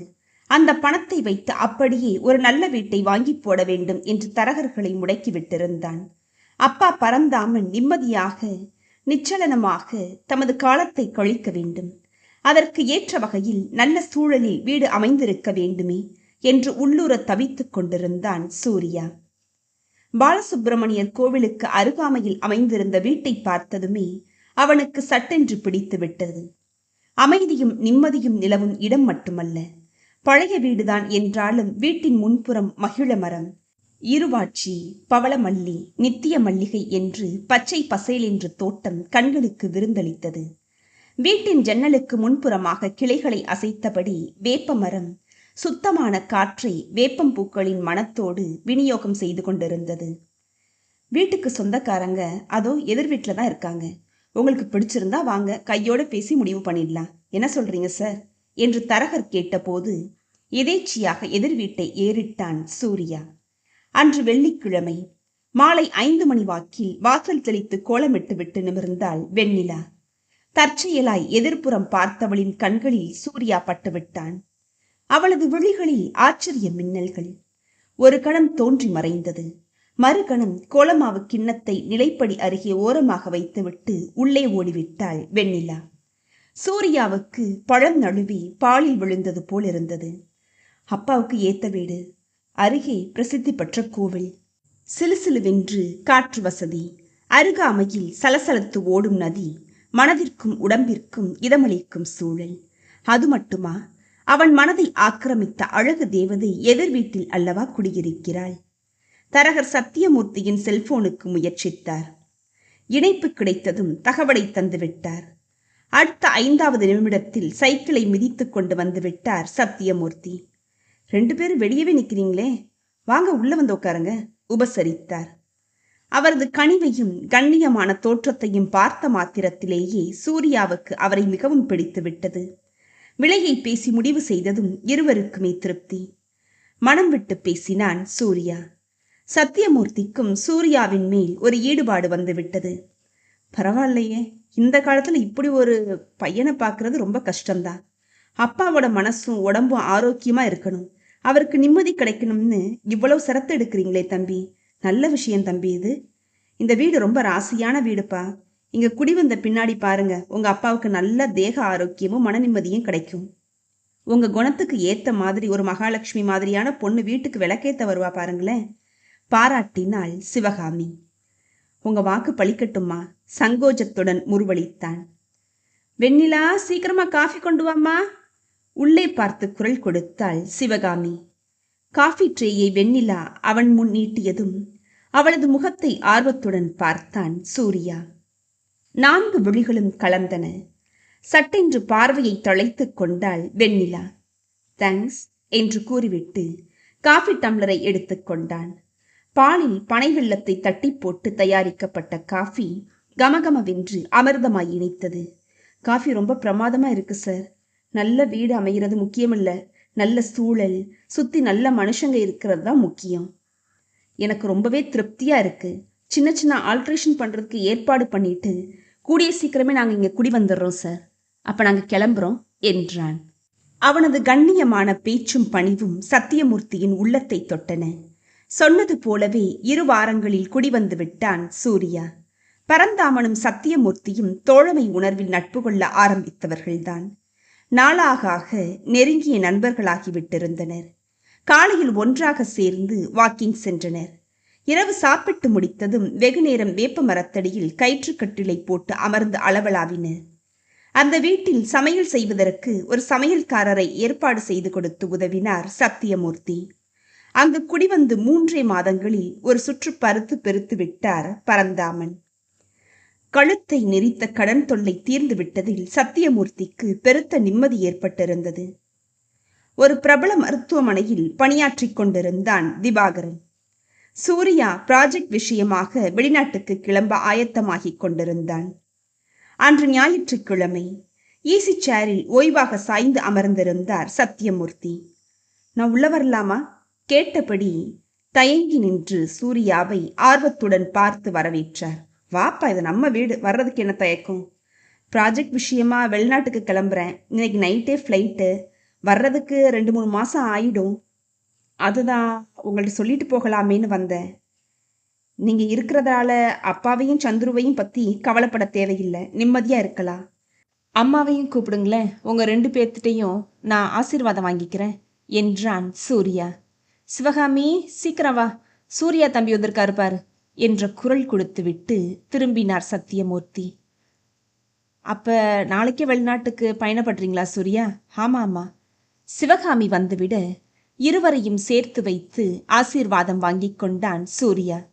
மகராசனா இருக்கணும், தீர்காயுசா இருந்து பல வெற்றி சிகரங்களை நீங்க தொடணும், நிறைய சாதிக்கணும் தம்பி, மனசார வாழ்த்தினார் சத்தியமூர்த்தி. வெண்ணிலா கண்ணிலை படலையே என்று உள்ளூர் தவிப்பாக இருந்தது சூர்யாவிற்கு. ஏமாற்றம் இதயத்தை முற்றுகையிட விடை பெற எத்தனித்தான். அம்மாடி வெண்ணிலா, அத்திக்காய்களை பறிச்சு வச்சுட்டு வடை பண்ண போறேன்னு அடுக்கலைக்குள்ள நுழைஞ்சியே, என்னாச்சு? உன்னோட ஸ்பெஷல் அத்திக்காய் வடை தயாரா இருந்தா தட்டில் வச்சுக்கொண்டா, தம்பி 2 வடையை டேஸ்ட் பண்ணி பார்க்கட்டும். அவர் வெளிநாட்டுக்கு கிளம்பி போய் 3 மாசம் பொறுத்து தான் வருவாராம். சீக்கிரம் வாம்மா. சிவகாமி குரல் கொடுத்ததுதான் தாமதம்.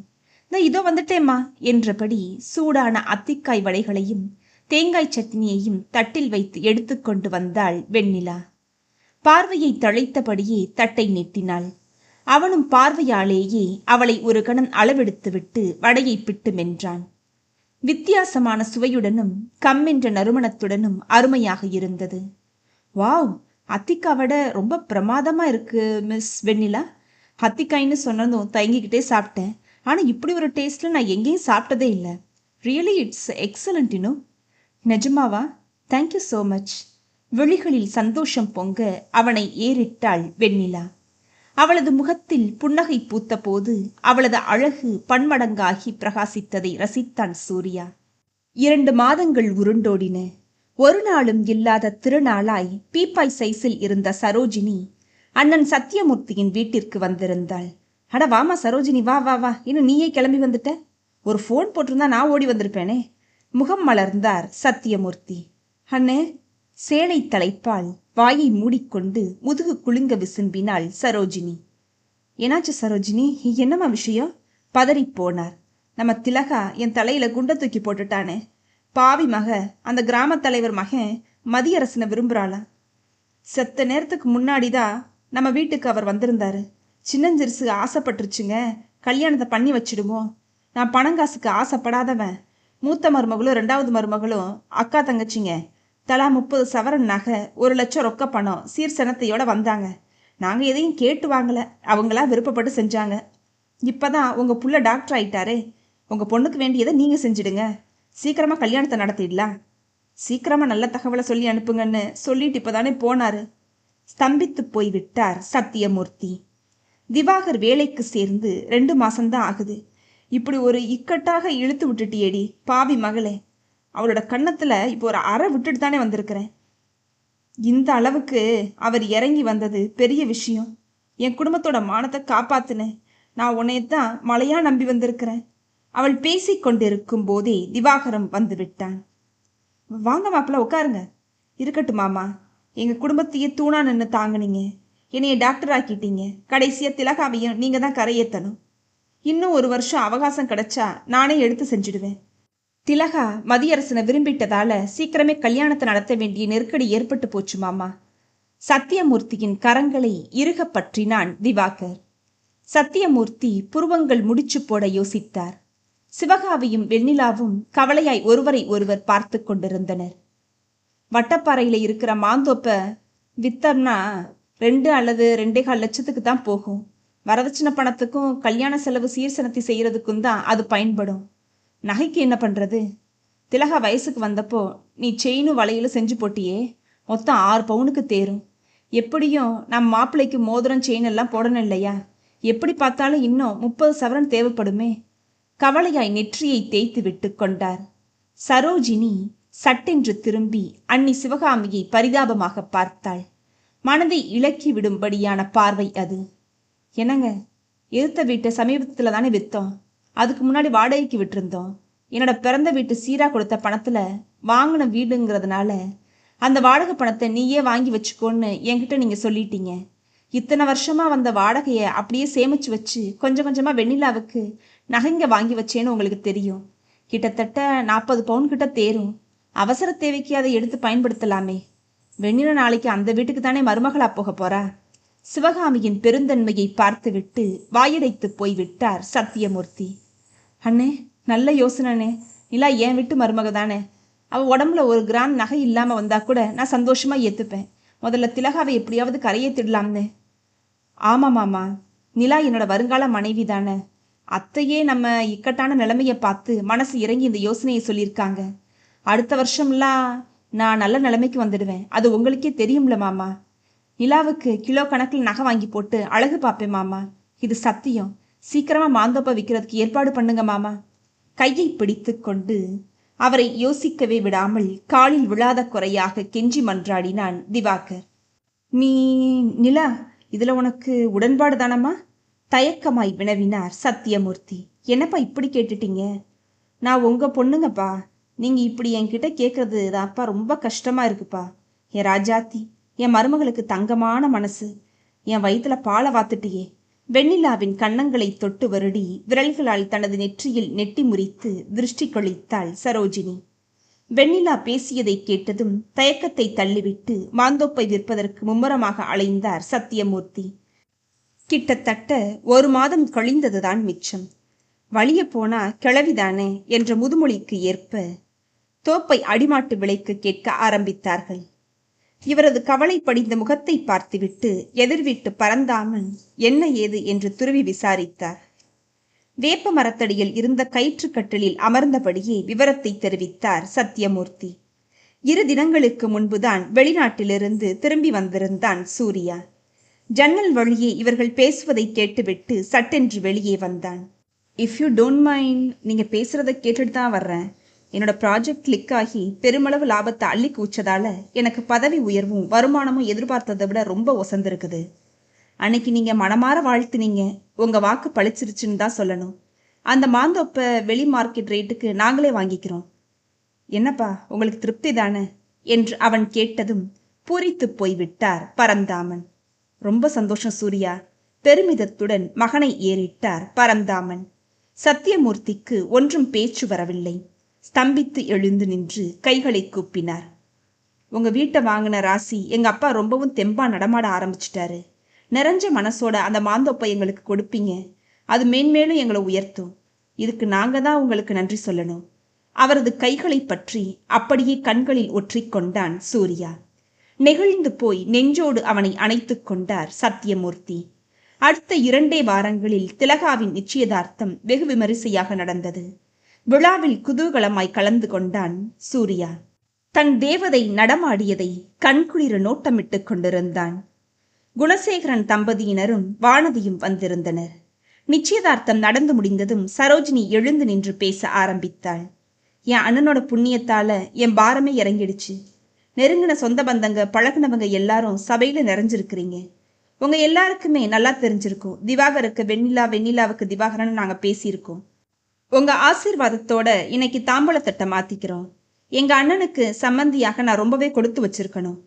திலகா கல்யாணத்தை முடிச்சுட்டு நிதானமா திவாகர் வெண்ணிலா கல்யாணத்தையும் நடத்திடலாம். வாங்கண்ணே, தட்டை மாத்திக்கலாம். என்னண்ணே சொல்றீங்க? வெண்ணிலாவை என் வீட்டு மகாலட்சுமி வந்து சபையில நமஸ்காரம் பண்ண சொல்லுங்க. சரிதானே? தங்கை சரோஜினி கொடுத்த இன்ப அதிர்ச்சியில் சத்தியமூர்த்தி இளகி போய்விட்டார். சரி சரோஜினி, தட்டை மாத்திக்கலாம். சூர்யாவுக்கு இதயத்தில் இடி இறங்கியதைப் போலிருந்தது. உள்மனம் ஊமையாய் அழுது புலம்பியது. அவனது முகம் சட்டென்று இருண்டு போனதையும் உள்ளுக்குள் துடித்த துடிப்பையும் தோழி வானதி கவனிக்க தவறவே இல்லை. கடைத்தெருவில் கூட்டம் ஏகத்திற்கும் கசகசத்து கொண்டிருந்தது. ஒரு ஃபேன்சி ஸ்டோரில் புகுந்து கொண்ட திலகாவும் சரோஜினியும் இப்போதைக்குள் வெளியே வரமாட்டார்கள் என்பதை புரிந்து கொண்ட வெண்ணிலா சாலையை வேடிக்கை பார்த்து கொண்டிருந்தாள். 11 வயது மதிக்கத்தக்க சிறுவனை பார்த்ததும் அவளுக்கு தூக்கி வாரி போட்டது. நகத்தை கடித்துக்கொண்டு தலையை சாய்த்து சிரித்தபடி சாலையை கடந்து கொண்டிருந்தான் சிறுவன். இவன் சித்தார்த்து தானே? மூல வளர்ச்சி இல்லாத சிறுவன்ல, தனியா பஜாருக்கு வந்துட்டானா? அலை பாய்ந்த அவளது விழிகள் சாலையின் எதிர்ப்புறத்தில் நிலைத்தன. வண்டிக்காரனுடன் பேரம் பேசி பழங்களை வாங்கிக் கொண்டிருந்தாள் அந்த சிறுவனின் தாயார் தெய்வானை. பக்கத்து தெருவில் குடியிருப்பவள், கணவனை பறிகொடுத்தவள், சித்தார்த்தையே உலகம் என்று நம்பி வாழ்ந்து கொண்டிருப்பவள். மகனுக்காக அவள் வேண்டாத தெய்வம் இல்லை, பண்ணாத சிகிச்சை இல்லை என்பதை வெண்ணிலா நன்கு அறிவாள். சித்த சுவாதீனம் இல்லாத சிறுவனை அஜாக்கிரதையாக இப்படி விட்டு விட்டார்களே. எதிரே லாரி வேற வருதே. ஐயோ! அவளது மூளை அபாய சங்கு ஊதியது. மான் போன்று விரைந்து ஓடினாள். சித்தார்த்தின் கையை பற்றி இழுத்தாள். சூழ்நிலையை சற்று உணராத சிறுவன் முரண்டினான். பலங்கொண்ட மட்டும் இழுத்து பார்த்து முடியவில்லை. கண்மண் தெரியாமல் லாரி விரைந்து வந்து கொண்டிருந்தது. கண நேரம்தான். பற்களை கடித்துக்கொண்டு அந்த சிறுவனின் புஜத்தை பிடித்து மறுபுறம் வேகமாக தள்ளிவிட்டு ஓட எத்தனித்தாள். பயத்திலும் பதற்றத்திலும் அவளது உடல் வெடவெடவென்று நடுங்கியது. கால்கள் பின்னின. எசகு பிசகாக வெண்ணிலா மாட்டிக்கொண்டாள். ஐயோ அம்மா! அவள் அலறிய அலறல் அந்த சாலையை கிடுகிடுக்க வைத்தது.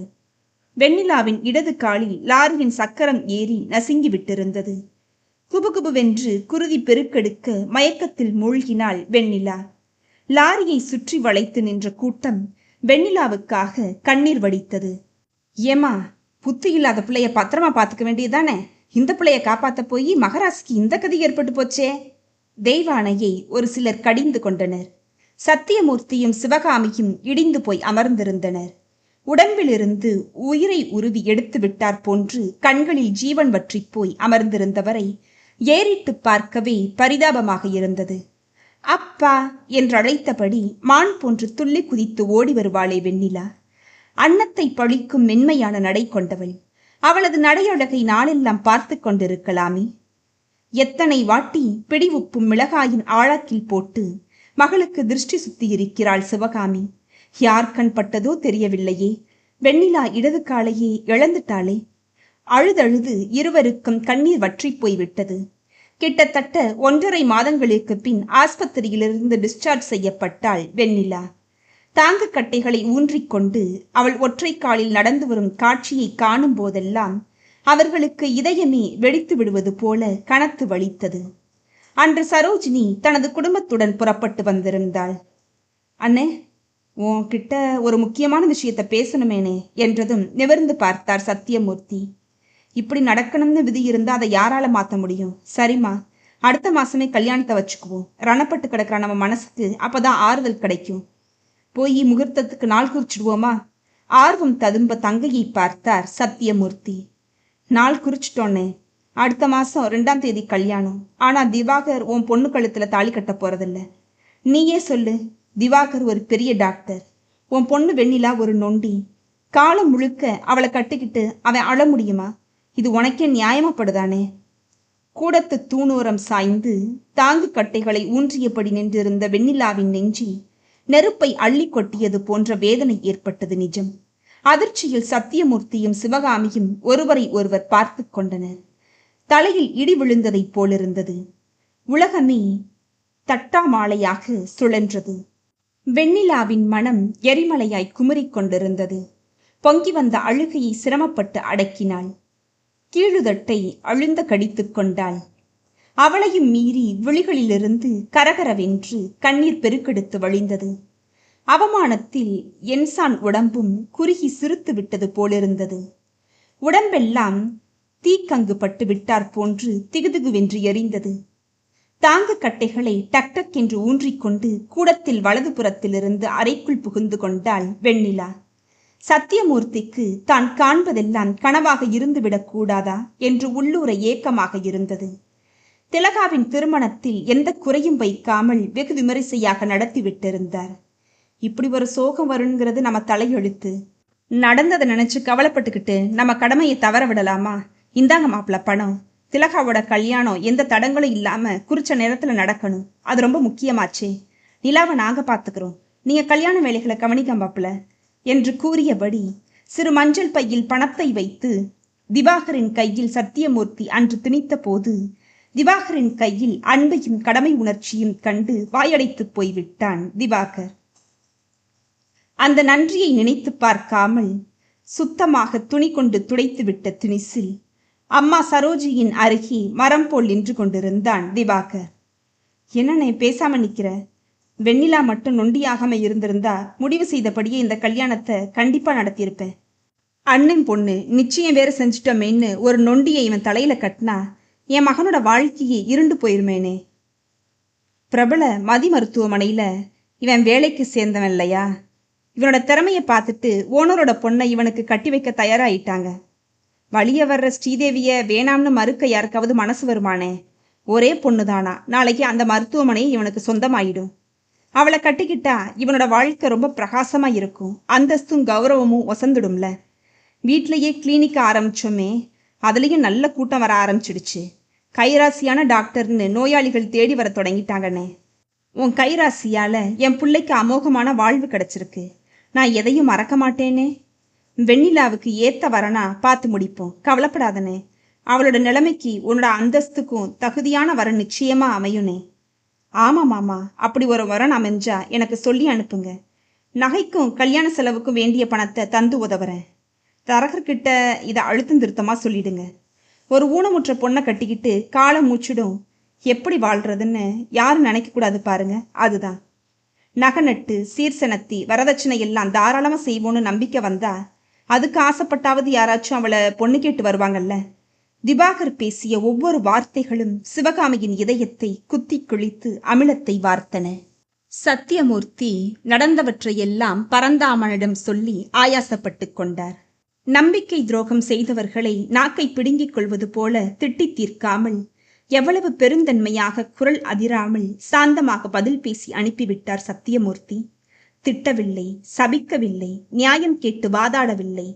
தான் செய்த கடமைக்கு பதிலாக உதவியையும் உபகாரத்தையும் ஏற்றுக்கொள்ளவில்லை. சத்தியமூர்த்தி, சிவகாமி, வெண்ணிலா என்று ஒட்டுமொத்த குடும்பமே தியாக சுடரின் பிரதிபிம்பமாய் குணக்குன்றாய் உயர்ந்து நின்றதைக் கண்டு பிரமித்து விட்டார் பரந்தாமன். திண்ணையில் கல்லாய் சமைந்து விட்டிருந்தார். அப்பாவின் மூலம் அனைத்து விவரங்களையும் அறிந்து கொண்ட சூர்யா துடித்து போனான். வெண்ணிலாவுக்கும் திவாகருக்கும் நிச்சயதார்த்தம் நடந்ததும் சூர்யா உள்ளூர தூள் தூளாய் நொறுங்கி விட்டிருந்தான். வெண்ணிலா இனி எனக்கு கிடைக்க போறதில்ல.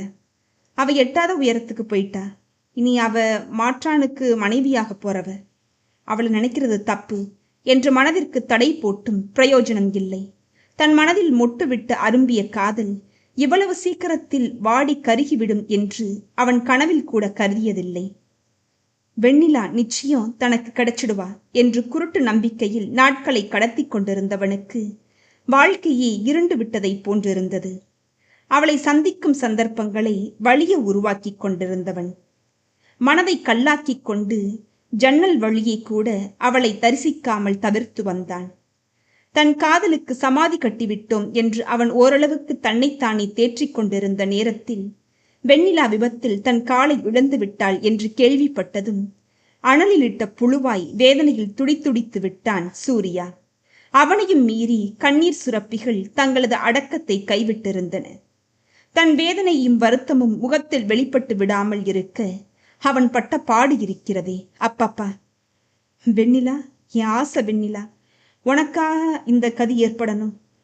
ஒரு சின்ன பையனை காப்பாத்த போய் நீ விபத்துல மாட்டிக்கிட்டியாமே. மனித நேயத்துக்கும் உன் கருணைக்கும் கிடைச்ச பரிசா இது? ஐயோ, கடவுளுக்கு கண்ணே இல்லையே. என்னோட அன்பு தேவதையே அவதானே.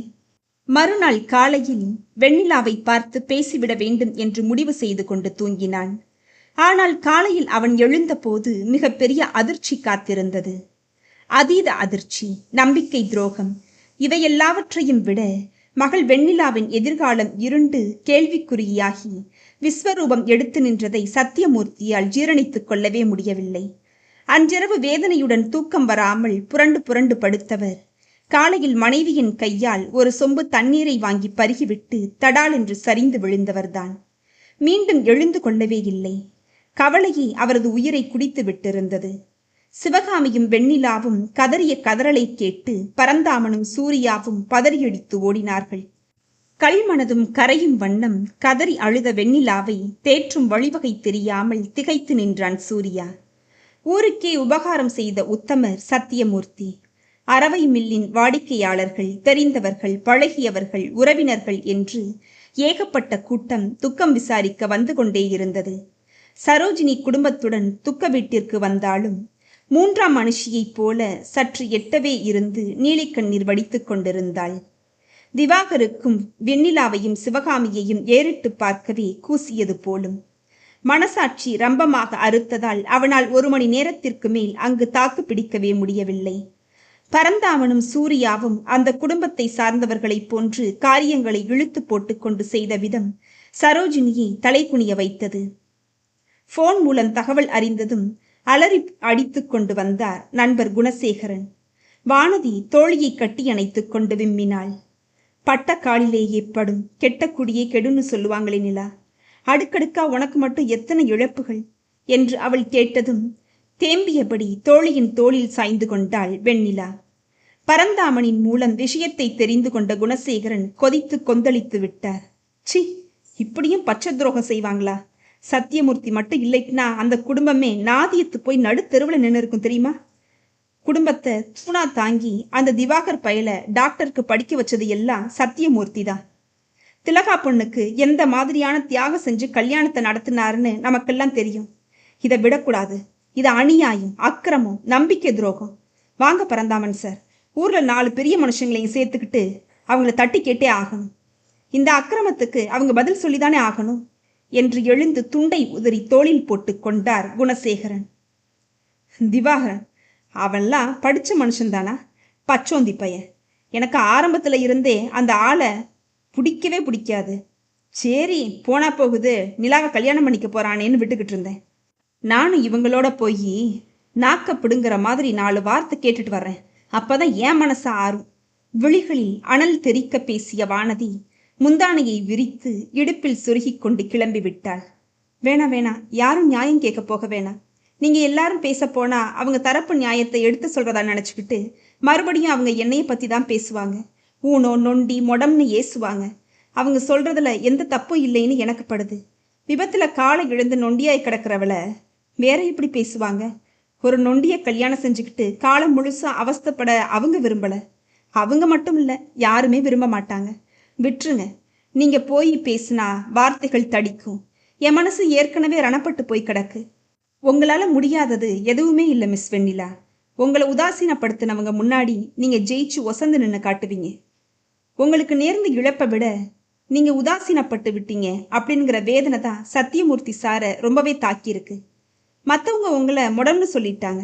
சரி, நான் அப்படிதான்னு நீங்களும் முடங்கி போறீங்களா? நீங்க எதையும் சாதிக்க முடியும். ஊனங்கிற எண்ணத்தை முதல்ல ஊனமாக்குங்க வெண்ணிலா. தாழ்வு மனப்பான்மையை தூக்கி எறிங்க. அப்பதான் நீங்க ஜெயிக்க முடியும். நான், எங்க அப்பா, குணசேகரன் சார், உங்க ஃப்ரெண்டு வானதி எல்லாருமே உங்களுக்கு பக்கபலமா இருக்கும். உங்களை பார்த்து அம்மா ஒரு காலம் வேதனைப்படவே கூடாது. அப்பாவை இழந்துட்டீங்க. அம்மாவோட மனசை நீங்க குளிர வைக்கணும். அவங்க உங்களை பார்த்து பெருமிதத்துல பூரிச்சு போகணும். நீங்க இப்படி தாங்கு கட்டைகளை ஊன்றிக்கிட்டு நடமாடுறத பார்த்தா எங்களுக்கே தாங்க முடியலையே. சிவகாமி அம்மா எப்படி தாங்கிப்பாங்க? என்ன மிஸ் வெண்ணிலா, திகைச்சு போய் பார்க்குறீங்க? அதுக்கும் ஒரு தீர்வு இருக்கு. பிரபல மருத்துவமனையில் வேலை பார்க்குற நண்பனை விசாரிச்சு பார்த்தேன். அவரும் ஒரு டாக்டர் தான். உங்களுக்கு ரொம்ப சுலபமாக செயற்கைக்கால் பொருத்திடலாம்னு சொல்கிறான். தாங்கு கட்டைகள் இல்லாமல் நீங்கள் அதை பொருத்திக்கிட்டு நார்மலாக நடக்கலாம். அடுத்த வாரமே நாம் அவங்கிட்ட போகலாம். வெளிநாட்டில இருந்து ஒரு ஸ்பெஷலிஸ்ட் வந்திருக்காராம், அவர்கிட்ட காட்டலாம். எல்லாத்துக்கும் மேலே கடவுள் இருக்காரு. உங்கள் நல்ல மனசுக்கு எல்லாமே நல்லபடியாக தான் நடக்கும் என்றபடி இதமாக புன்னகைத்தான் சூர்யா. சூர்யா தம்பி, முதல்ல செயற்கைக்கால் பொருத்துறதுக்கு ஏற்பாடு பண்ணுங்க. உங்களுக்கு கோடி புண்ணியமா போகும் தம்பி. சிவகாமி கையெடுத்து கும்பிட்டாள். ஐயோ, என்னம்மா இது, பெரியவங்க நீங்க இப்படியெல்லாம் பேசி என்னை சங்கடப்படுத்தாதீங்கம்மா. இது என்னோட கடமை. சமீப காலமா எங்க அப்பா சத்தியமூர்த்தி சாரோட நெருங்கி பழகிட்டார்ல, அவரால் இந்த குடும்பத்துக்கு ஏற்பட்ட இழப்புகளை தாங்கிக்கவே முடியல. நிலாவை இந்த நிலைமையில பார்க்கவே முடியல சூர்யா அப்படின்னு நைட்டெல்லாம் புலம்புறாருமா. நிலாவை நல்லா நடமாட வச்சு சிகரத்துக்கு ஒசத்தி காட்டணும், அதுதான் எங்களோட ஆசை என்று சூர்யா பேசியதும் சிவகாமியின் கண்கள் பனித்தன. வெண்ணிலா கலங்கிய விழிகளோடு கூடத்து சுவரில் மாட்டியிருந்த அப்பா சத்தியமூர்த்தியின் படத்தை வெறித்து பார்த்தாள். அவளது மனத்தராசில் சூர்யாவையும் திவாகரையும் எடை போட்டு பார்த்தாள். இருவருக்கும் ஏணி வச்சா கூட எட்டாது போலிருக்குதே என்று யோசித்துக் கொண்டாள். சேலையை களைந்துவிட்டு நைட்டிக்கு மாறிய வெண்ணிலா கட்டிலில் அமர்ந்து இடது காலில் பொருத்தப்பட்ட இடத்தில் சற்று வீங்கி சிவந்திருந்ததால் கட்டிலின் தலைமாட்டிலிருந்த ஆயின்மெண்ட்டை எடுத்து தடவிவிட்டாள். கட்டிலில் சரிந்து படுக்கப் போனவள் பக்கத்தில் அம்மா இல்லாததால் மீண்டும் நிமிர்ந்து உட்கார்ந்தாள். அம்மா, அம்மா. பதில் இல்லை. குனிந்து கட்டிலின் அடியில் சாய்த்து வைத்திருந்த தாங்கு கட்டைகளை எடுத்து ஊன்றியபடி அறையை விட்டு வெளிப்பட்டாள். கொல்லைப்புற கதவு திறந்து கிடந்ததை பார்த்துவிட்டு புருவங்கள் முடிச்சிட டக் டக் என்று தாங்கு கட்டைகள் ஒலி எழுப்ப நடந்தாள் வெண்ணிலா. கிணற்று மேடை அருகே இருந்த துணி துவைக்கும் கல்லின் அருகே நின்றபடி முதுகு குலுங்க அழுது கொண்டிருந்தாள் சிவகாமி. அம்மா, என்னம்மா இது இந்த நேரத்துல இங்க நின்று அழுதுகிட்டு இருக்க என்றபடி ஆறுதலாய் புஜத்தில் கை வைத்தாள். மனசு தாங்கல ராஜாத்தி. குடும்பத்தையே தாங்கின அண்ணன் பொசுக்குன்னு போயிட்டாரேன்னு கொஞ்சம் கூட விசனப்படாம அதே தேதியில கல்யாணத்தை நடத்திட்டாளே அந்த சரோஜினி. நாளை காலங்காத்தால கல்யாணம் போல, இன்னைக்கு வரவேற்பு போல இருக்கு. இன்னிசை கச்சேரி பாட்டு சத்தம் கேக்குது பாரு. என் காதல அப்படியே ஈயத்த காய்ச்சி ஊத்துனாப்புல இருக்கு. என்னால தாங்கிக்கவே முடியல கண்ணம்மா. என் அடிவயிறு எல்லாம் பிசையுது. துக்கம் தாழாமல் குமுறினாள் சிவகாமி. அவளை தேற்றும் வழிவகை தோன்றாமல் மௌனமாக ஸ்தம்பித்து நின்றாள் வெண்ணிலா. அம்மா, மனசுல இருக்கிற கவலையை தூக்கி எரிஞ்சிடுமா. சிரிச்ச முகத்தோட எனக்கு பக்கபலமா ஆறுதலா இருமா. நான் இன்னும் நிறைய சாதிக்க வேண்டியது இருக்கு. தழுதழுத்த குரலில் மகள் பேசியதும் சிவகாமிக்கு மனம் இலகி போனது. சட்டென்று கண்ணீரை துடைத்தபடியே, எவனுக்கு கல்யாணம் நடந்தா எனக்கு என்ன? ஆனா ஒண்ணு மட்டும் நிச்சயம் நிலா, அவங்க பண்ண பாவத்துக்கு பகவான் சரியான கூலி கொடுக்காம விடவே மாட்டாரு பாரு. இந்த மட்டுமாவது செயற்கைக்கால் பொறுத்துக்கிட்டு நீ நடக்கிறியே, அது மனசுக்கு கொஞ்சம் ஆறுதலா தான் இருக்கு. அரவமில்ல நீ எடுத்து நடத்த போறேன்னு சொன்னதும் இது சரிப்பட்டு வருமான்னு எனக்குள்ள சின்னதா தயக்கம் இருந்தது உண்மைதான். ஆனா போன வாரம் பச்சை வண்ண காட்டன் புடவையை கட்டிக்கிட்டு அப்பா படத்தை தொட்டு வணங்கிட்டு என்கிட்ட ஆசீர்வாதம் வாங்கிட்டு கிளம்பினேன். நானும் முதல் நாளாச்சேன்னு கூடவே வந்தேன். அரவு மில்லுக்கு போனதும் புடவை மேல மிளகா தனியார் மாவுத்தூள்லாம் படாம இருக்கிறதுக்காண்டி புடவைக்கு மேல உங்க அப்பாவோட சட்டையை மாட்டிக்கிட்டு வேலையை தொடங்கின பாரு. நான் அப்படியே அசந்து போயிட்டேன் தெரியுமாடி. மிஷின்களை இயக்குன விதம், வாடிக்கையாளர்கள்கிட்ட நீ பேசின விதம், அச்சு அசல உங்க அப்பா மாதிரியே நீ வேலையில காட்டின கவனம் நேர்த்தி எல்லாமே என்னை திகக்க வச்சிருச்சு. கண்டிப்பா நீ முன்னுக்கு வருவ ராஜாத்தி. இனிமே உன் மனசு வருத்தப்படும்படியா நான் நடந்துக்கவே மாட்டேன். வாமா உள்ள போகலாம். நீ போமா, ஒரு 5 நிமிஷம் இந்த காத்தாட உட்காந்துட்டு இந்த வானத்தை நிலாவை நட்சத்திரங்களை வேடிக்கை பார்த்துட்டு வர்றேன். சொல்லியபடியே துணி துவைக்கும் கல்லின் மீது மெல்ல அமர்ந்து கொண்டாள் வெண்ணிலா. சிவகாமி கண்கள் மின்ன மகளை ஊன்றி பார்த்தாள். நிலா, பெரிய பெரிய இழப்புகளை சந்திச்சு உன் மனசு துக்கத்தால இறுகி போயிடுச்சுன்னு நினைச்சேன். ஆனா நீ இன்னமும் உன்னோட கலா ரசனையை இழக்காம மென்மையான உணர்வுகளோட தான் இருக்கேன்னு இப்ப புரிஞ்சுக்கிட்டேம்மா. நீ என்னைக்கு இப்படியே இருக்கணும். அப்பதான் எனக்கு சந்தோஷமாவே இருக்கும். ரொம்ப நேரமா இங்கே உட்காந்துக்கிட்டு இருக்காத, வாடை காத்து உடம்புக்கு ஒத்துக்காம போயிடு, சரிதானே? வெண்ணிலாவின் கலைந்த கூந்தலை கோதி வருடி விட்டு தளர்வாய் உள்ளே நடந்தாள் சிவகாமி. அம்மாவுக்கு ஆறுதல் கூறி அனுப்பிவிட்ட வெண்ணிலா வானத்தை வெறித்தாள். அடடே, வாமா வெண்ணிலா, உள்ள வந்து உட்காரு. ஒரு குரல் கொடுத்திருந்தா நானே வந்திருப்பேனே, உட்காருமா. வரவேற்று உபசரித்தார் பரந்தாமன். தயக்கமாய் சோபாவின் நுனியில் மெல்ல அமர்ந்தாள் வெண்ணிலா. சூர்யா, சூரி, யார் வந்திருக்காங்கன்னு பாரு.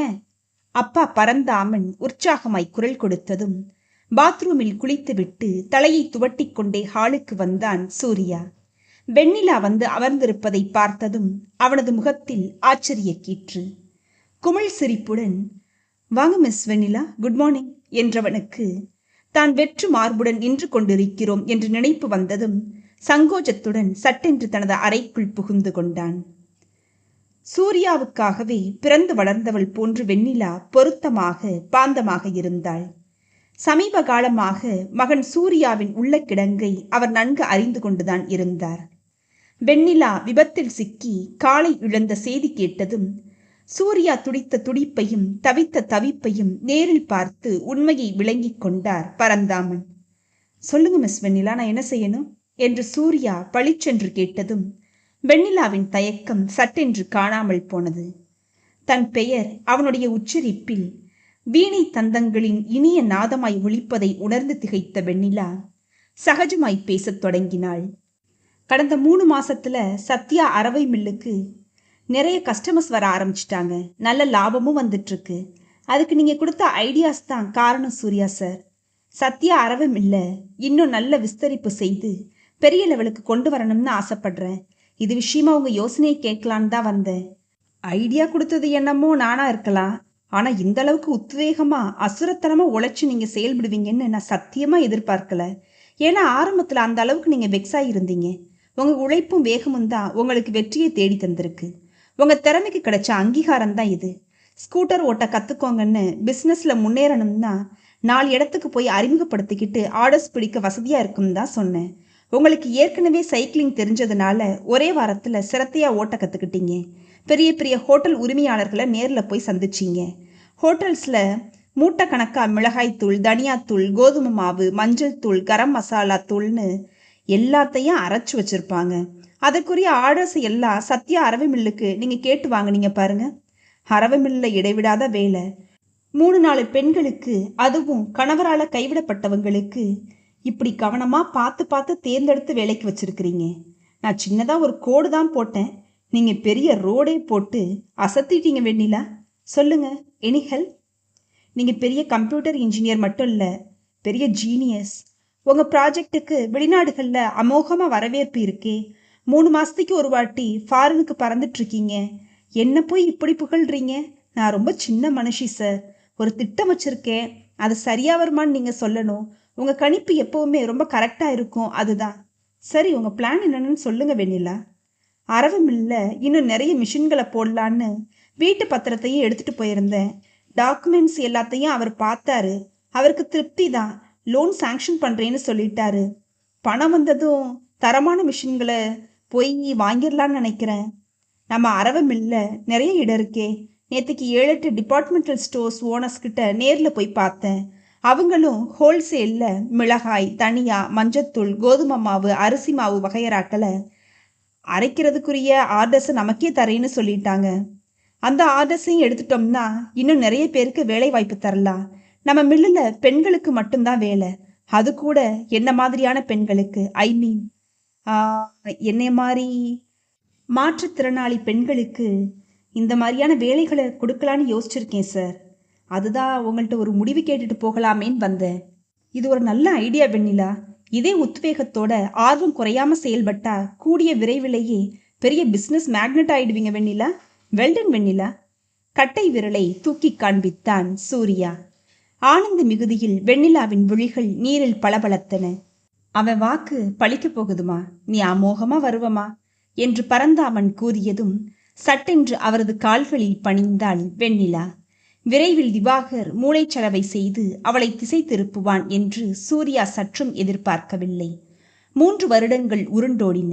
3 வருடங்களில் ஏகத்திற்கும் தளர்ந்து விட்டிருந்தாள் சரோஜினி. இரட்டை நாடி சரீரம் ஏகத்திற்கும் இழைத்து தலைமுடி முழுவதும் பொல்லென்று வெளுத்து விட்டிருந்தது. திலகாவை கிராமத் தலைவரின் மருமகளாக்கி விட்டோம் என்றும், திவாகருக்கு பெரிய இடத்து பெண்ணை கட்டி வைத்து விட்டோம் என்றும் இருமாப்பில் கர்வம் தெறிக்க அந்தரத்தில் மிதந்து கொண்டிருந்தாள் சரோஜினி. வினை விதைத்தாள், வினையைத்தானே அறுக்க வேண்டும். சத்தியமூர்த்தியின் குடும்பத்திற்கு அவள் செய்த துரோகத்திற்கான பலனை கடவுள் அவளுக்கு வட்டியும் முதலுமாக வாரி கொடுத்து விட்டிருந்தார். திலகா விரும்பி கைப்பிடித்த மதியரசன் மெல்ல மெல்ல தன் சுயரூபத்தை காட்டத் தொடங்கினான். சீட்டாட்டத்திற்கு அடிமையானவன் என்பது தெரிய வந்த போது திலகா ஆடிப்போனாள். சொந்த வீட்டிலேயே பணத்தை களவாடி சென்றதுடன் நாளடைவில் திலகாவின் நகைகளிலும் கையை வைத்து விட்டான். ஏங்க, இது உங்களுக்கே நியாயமா? கட்டின மனைவிக்கு இப்படி துரோகம் பண்றீங்களே, என் நகையை என்கிட்ட கேட்காம எடுத்துட்டு போயிட்டீங்களே, இது உங்களுக்கே நியாயமா இருக்காங்க என்று திலகா வாதாடிய போது அவன் பதில் பேசாமல் பலார் பலார் என்று அரைந்து விட்டு இலக்காரமாக பார்த்தான். ஏண்டி, துரோகத்தை பத்தி நீ பேசுறியா? உங்க குடும்பத்தை தூணா நின்று தாங்கின சத்தியமூர்த்திக்கு நீங்க வச்சிங்களே ஆப்பு, அந்த குடும்பத்தை அட்டையா ஒட்டி ஒட்டி மொத்தமா கறந்துட்டு கடைசியா நட்டாத்துல தவிக்க விட்டுட்டு போனவங்க தானே நீங்க. ஊரே உங்க குடும்பத்தை பத்தி பேசி காரி துப்புதுடி. எந்த முகத்தை வச்சுக்கிட்டு நியாயம் கேட்குற நீ எல்லாம்? நான் அப்படித்தான் போவேன். என்ன பண்ணணுமோ பண்ணிக்கோ. போய் உங்க அம்மா உங்க அண்ணன்கிட்ட போய் சொல்லு. போடி. இஷ்டம் இருந்தா இரு, இல்ல வாழ வெட்டியா போயிடு. கர்ஜித்து விட்டு மீண்டும் ஒரு அறை விட்டான். சரோஜினி இருதலை கொள்ளி எறும்பாகி விட்டிருந்தாள். அருமை மகளை அழைத்து வந்து தன்னுடன் வைத்துக் கொள்ளவும் முடியவில்லை. இரட்டை பெண் குழந்தைகளுக்கு தாயாளவளை அழைத்து வந்து வாழா வெட்டியாக எத்தனை காலம் வைத்துக் கொள்வதா? பாசத்தை கொட்டி வளர்த்த திவாகரு அடியோடு மாறி போய்விட்டிருந்தான். பெரிய புளியங்கும்பை வளைத்து பிடித்து விட்டவனுக்கு அம்மாவையும் தங்கையையும் நினைத்து பார்க்க நேரம் இருக்கவில்லை. அவனது சந்தோஷமும் அற்பாயுசில் முடிந்து விட்டிருந்தது. மாமனார் வீட்டோடு தங்கிவிட்டவனுக்கு மதிப்பு நாளுக்கு நாள் தேய்பிரை நிலவாக தேய்ந்து கொண்டே வந்தது. ஏகப்பட்ட வியாதிகளை குத்தகைக்கு எடுத்துக்கொண்டிருந்த சரோஜினிக்கு ஏற்கனவே உடம்பு வளையாது. ஒண்டி மனுஷிக்கு தனியாக சமைத்து சாப்பிட்டு குனிந்து நிமிர்ந்து பாத்திரங்களை தேய்த்து கழுவி வீட்டை பெருக்குவதற்குள் அவளுக்கு விழி பிதுங்கியது. சத்யா அரவை மில்லுக்கு பக்கத்தில் இருந்த பழைய கட்டிடத்தை விலைக்கு வாங்கினாள் வெண்ணிலா. அந்த கட்டிடத்தை இடித்துவிட்டு சில மாதங்களில் சத்யா ஃபுட் ப்ராடக்ட்ஸ்க்காக பிரம்மாண்ட கம்பெனியை கட்டி முடித்து திறப்பு விழாவும் நடத்தினாள். அம்மா சிவகாமி சாதனை பெண்ணாக வலம் வந்த மகள் வெண்ணிலாவை கண்டு மனம் குளிர்ந்து போனாள். அதுவரை கனன்று கொண்டு இருந்த மனதில் சில்லென்ற பாலை வார்த்தது போல் இருந்தது. ஒரே ஊரில் இருப்பதால் வெண்ணிலாவின் ஒவ்வொரு கட்ட வளர்ச்சியும் உடனடியாக சரோஜினியின் செவிகளுக்கு எட்டிவிடும். சரோஜினி, திலகா, திவாகர் என்று மூவருக்குமே மனசாட்சி அறுத்தாலும் உள்ளூர கபகபவென்று வயிறு எரியதான் செய்தது. பக்கத்து தெருவில் விலைக்கு வந்த பெரிய குடோனை விலைக்கு வாங்கி செப்பனிட நவீன வசதிகளுடன் கூடிய ஹாஸ்டலை கட்டி தொழிலாளர்கள் தங்கிக் கொள்வதற்கு ஏற்பாடு செய்து விட்டிருந்தாள் வெண்ணிலா. தொழிலாளர்களுக்கு நல்ல சம்பளம், போனஸ், இதர சலுகைகள் கிடைத்ததால் அவர்களும் சத்யா ஃபுட் ப்ராடக்ட்ஸ் நிறுவனத்தை தங்களது சொந்த கம்பெனியாக பாவித்து அதீத ஆர்வத்துடனும் அக்கறையுடனும் உழைத்தார்கள். வெளியில் போக வர காரை வாங்கிவிட்டாலும் வெண்ணிலா எளிமை விரும்பியாகவே இருந்தாள். அந்த கால வீட்டை இடித்து புது மாடலில் கட்டிக்கொள்ள வசதி இருந்தும் அவள் தனது அப்பா நடமாடிய பரம்பரை வீட்டை இம்மியளவு மாற்றியமைக்க கூட சிறிதும் விரும்பவில்லை. சூர்யா கடந்த 3 வருடங்களில் மிக உயர்ந்த பதவியை அடைந்ததோடு தனிப்பட்ட முறையில் ஒரு சாஃப்ட்வேர் கம்பெனியையும் தனது தாயார் பத்மாவதியின் பெயரில் தொடங்கியிருந்தான். தோழி வானதிக்கு திருமணமாகிவிட்டிருந்தது. அவளது கணவனுக்கு சொந்த ஊர் அங்கே அமைந்து விட்டதால் அவளுக்கு ஏக குஷிதான். உள்ளூரில் தோழி வெண்ணிலாவை நினைத்த மாத்திரத்தில் வந்து பார்த்து அளவலாவிக் கொண்டிருந்தாள். அன்று வெள்ளிக்கிழமை தோழியை பார்க்க வந்து விட்டிருந்தாள் வானதி. சிவகாமியிடம் நலம் விசாரித்துவிட்டு உள்ளறைக்கு செல்ல எத்தனைக்கும் தருணத்தில் ஆட்டோ தடதடத்து வாசலில் வந்து நின்றது. சரோஜினியும் திவாகரும் இறங்கி தயங்கியபடி வீட்டுக்குள் நுழைவதை பார்த்துவிட்டு பகீர் என்ற உணர்வில் ஆடிப்போய் விட்டாள் சிவகாமி. நாங்க பண்ணின தப்புக்கு உன் காலில் கூட நான் விழுந்துடுவேன். நடந்தது நடந்து போச்சு. உன்னை நிராகரிச்ச பாவத்துக்கு நான் மட்டும் இல்ல, திலகாவும் நிறைய அனுபவிச்சுட்டா. நீர் அடிச்சு நீர் விலகுமாடி ராஜாத்தி. எல்லாத்தையும் மறந்துடுவோம். அன்னைக்கு இன்னமும் எங்க மேல இருக்கிற கோபம் தீரல. எல்லாம் காலப்போக்கில் சரியாயிடும். அதோ பாரு, எங்க அண்ணன் உத்தம இலகுன மனசுக்காரன். நான் ஒரு சொட்டு கண்ணீர் விட்டா தாங்க மாட்டான். அவன் உயிரோடு இருந்திருந்தா எதையும் மனசுல வச்சுக்க மாட்டான். அம்மாடி சரோஜினி, ஒண்ணுக்குள்ள ஒன்று விட்டு கொடுத்துடுவோமா? என் பொண்ணை கல்யாணம் பண்ணி கூட்டிட்டு போ. அவ உங்க எல்லாத்தையும் கண்ணுக்குள்ள வச்சு பார்த்துப்பா அப்படின்னு கேட்டிருப்பாரு தெரியுமா? வெண்ணிலாவின் கைகளை பிடித்து கண்களில் ஒற்றிக்கொண்டு தேம்பி தேம்பி அழுதாள் சரோஜினி. எங்க அப்பாவுக்கு யாராச்சும் அழுதா அதுவும் வீட்டுல வந்து அழுறத தாங்கிக்கவே மாட்டாரு. கண்ணீரை தொடங்க. நான் அவரோட பொண்ணு, விட்டு தள்ளுங்க. நான் எதையும் மனசுல வச்சுக்கல. வர்ற ஞாயிற்றுக்கிழமை இதே வீட்டுல அப்பா படத்துக்கு முன்னாடி நிச்சயதார்த்தம். சந்தோஷம் தானத்தை? அம்மாவை நான் சமாதானப்படுத்திக்கிறேன். இன்னும் ஒரு நாள் தானே பாக்கி இருக்கு. சொந்தக்காரங்க, பழகுனவங்க, தெரிஞ்சவங்க யாரையும் விட்டுடாதீங்க. எல்லாருக்கும் சொல்லிடுங்க. பெரியவங்களோட ஆசீர்வாதம் கண்டிப்பா தேவையில்லையா? ஏற்பாடு பண்ணுங்கத்த. திவாகரையும் சரோஜினியையும் மாறி மாறி பார்த்து கைகளை கூப்பினாள் வெண்ணிலா. அத்தை, உங்க வழியிலே வந்து உங்களுக்கு புத்தி புகட்டுறேன் பாருங்க என்று தனக்குள் சொல்லி கொண்டாள். என் வயிற்றுல பாலை வாத்துட்டடி ராஜாத்தி. உனக்கு வெண்ணிலா அப்படிங்கிற பேரை விட மகாலட்சுமின்னு பேர் வச்சிருக்கலாம். முகத்துல லக்ஷ்மி கடாச்சம் தாண்டவம் ஆடுது. எங்க அன்னை மாதிரியே உனக்கும் எதையும் மனசுல வச்சுக்காம மன்னிக்கிற குணம். தடபுடலாம் ஏற்பாடு பண்ணிட்டு ஞாயிற்றுக்கிழமை வந்துடுறோம். அன்னிக்கிட்ட எடுத்து சொல்லுடி தங்கம், வரட்டுமா? வாடா திவாகர், நமக்கு விடிவு காலம் பிறந்துடுச்சுடா என்றபடியே வெளியேறினாள் சரோஜினி. ஏண்டி நிலா, உனக்கு என்னடி ஆச்சு? உன்னை உதாசீனப்படுத்தினவங்கள நியாயமா உள்ள நீ நுழையவே விட்டுருக்க கூடாது. நீ என்னடானா வாய் நிறைய வரவேத்து அன்பா பேசினது போதாதுன்னு அந்த பச்சோந்தி திவாகரை கட்டிக்க சம்மதிச்சிட்டியே. உனக்கு மர எதுவும் கலந்து போச்சாடி? அம்மா கிட்ட ஒரு வார்த்தை கூட கலந்துக்காம நிச்சயத்துக்கு ஏற்பாடு பண்ணிட்டு நிக்கிற. நிலாவின் புஜத்தை பற்றி குலுக்கினாள் வானதி. அவங்க என்னோட அத்தை, திவாகர் என்னோட அத்தா. அந்த வீட்டுக்கு நான் வாழப் போகணும்னு ரொம்பவே துடிச்சாரு எங்க அப்பா. நான் பிறந்த உடனேயே முடிவு பண்ணிட்டாராம், தெரியுமாம்மா? அந்த ஆசை நிறைவேறாத துக்கத்துல தானே அப்பா நம்மளை விட்டு போயிட்டாரு. அதுதான். என்னடி பேசுற நிலா? உங்க அத்தா மேல உனக்கு காதலா அப்படின்னு நீ சொல்லிக்கிட்டு தெரிய வேண்டியதுதான். நான் ஏற்கனவே உன்கிட்ட கேட்டிருக்கேன். பெரியவங்க முடிவு பண்ண விஷயம். அத்தா மேல எனக்கு அன்பு, அக்கறை, பாசம், பரிவு இதெல்லாம் இருக்குன்னு நீ சொன்ன. உன் மனசுல காதல்ங்கிற உணர்வு இல்லைன்னு அடிச்சு பேசுன அப்பெல்லாம். வானதி, நான் வாக்கு கொடுத்துட்டேன். ஞாயிற்றுக்கிழமை நிச்சயதார்த்தம். மாலதி அக்காவுக்கும் ஃபோனில் சொல்லி வர சொல்லேன். இப்போ எதை பற்றியும் விதண்டவாதம் பண்ண விரும்பலை. நான் மென்மையான உணர்வுகள் கொண்ட பொண்ணுன்னு உனக்கு தெரியாதா? வீடு தேடி வர்றவங்கள வாசப்படியை கூட மிதிக்க விடாம நாயை விரட்டுறாப்புல விரட்டி அனுப்புற அளவுக்கு நான் கடுமையான மனுஷி இல்லையே.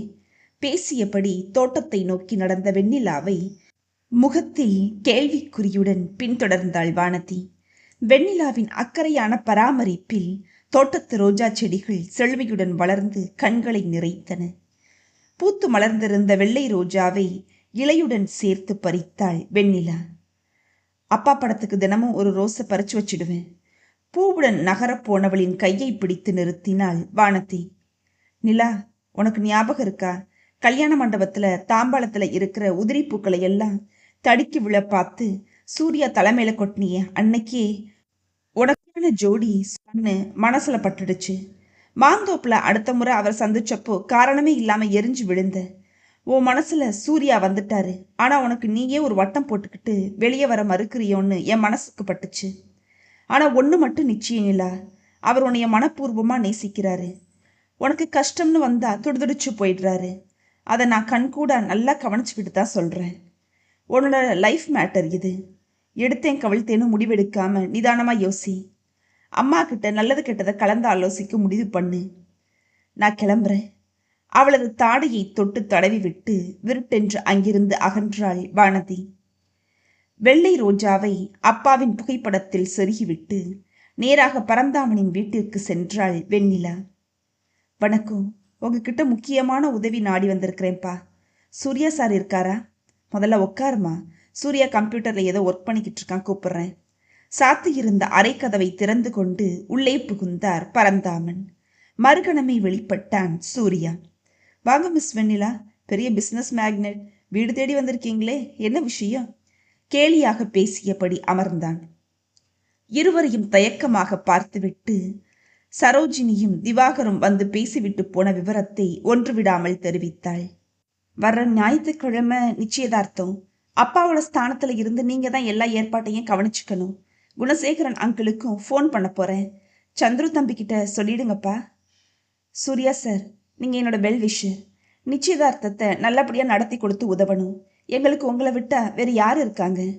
பரந்தாமனுக்கு அதிர்ச்சியில் சப்த நாடியும் ஒடுங்கி விட்டது. திகைத்து விழித்தபடி ஏதோ சொல்ல வாயெடுத்தவரை இடைமறித்தான் சூர்யா. மிஸ் வெண்ணிலா, எல்லாத்தையும் நான் கவனிச்சுக்கிறேன். எனக்கு உங்க சந்தோஷம்தான் முக்கியம். நான் ஆசைப்பட்டதுபடியே நீங்களும் உத்வேகமா உழைச்சு ஒசந்து காட்டிட்டீங்க. நிச்சயமா சத்யமூர்த்தி சாரோட ஆன்மா குளிர்ந்து போயிருக்கும். அடுத்த கட்டமா உங்க வாழ்க்கை, அதுவும் உங்க மனசுக்கு பிடிச்சாப்ல அமைகிறதுல எனக்கு ரொம்பவே சந்தோஷம் வெண்ணிலா. முகபாவனையை சகஜமாக வைத்துக் கொள்வதற்குள் திணறித்தான் போய்விட்டான் சூர்யா. உள்ளூர மனசு நொறுங்கி தூள் தூளாகி கொண்டிருந்தது.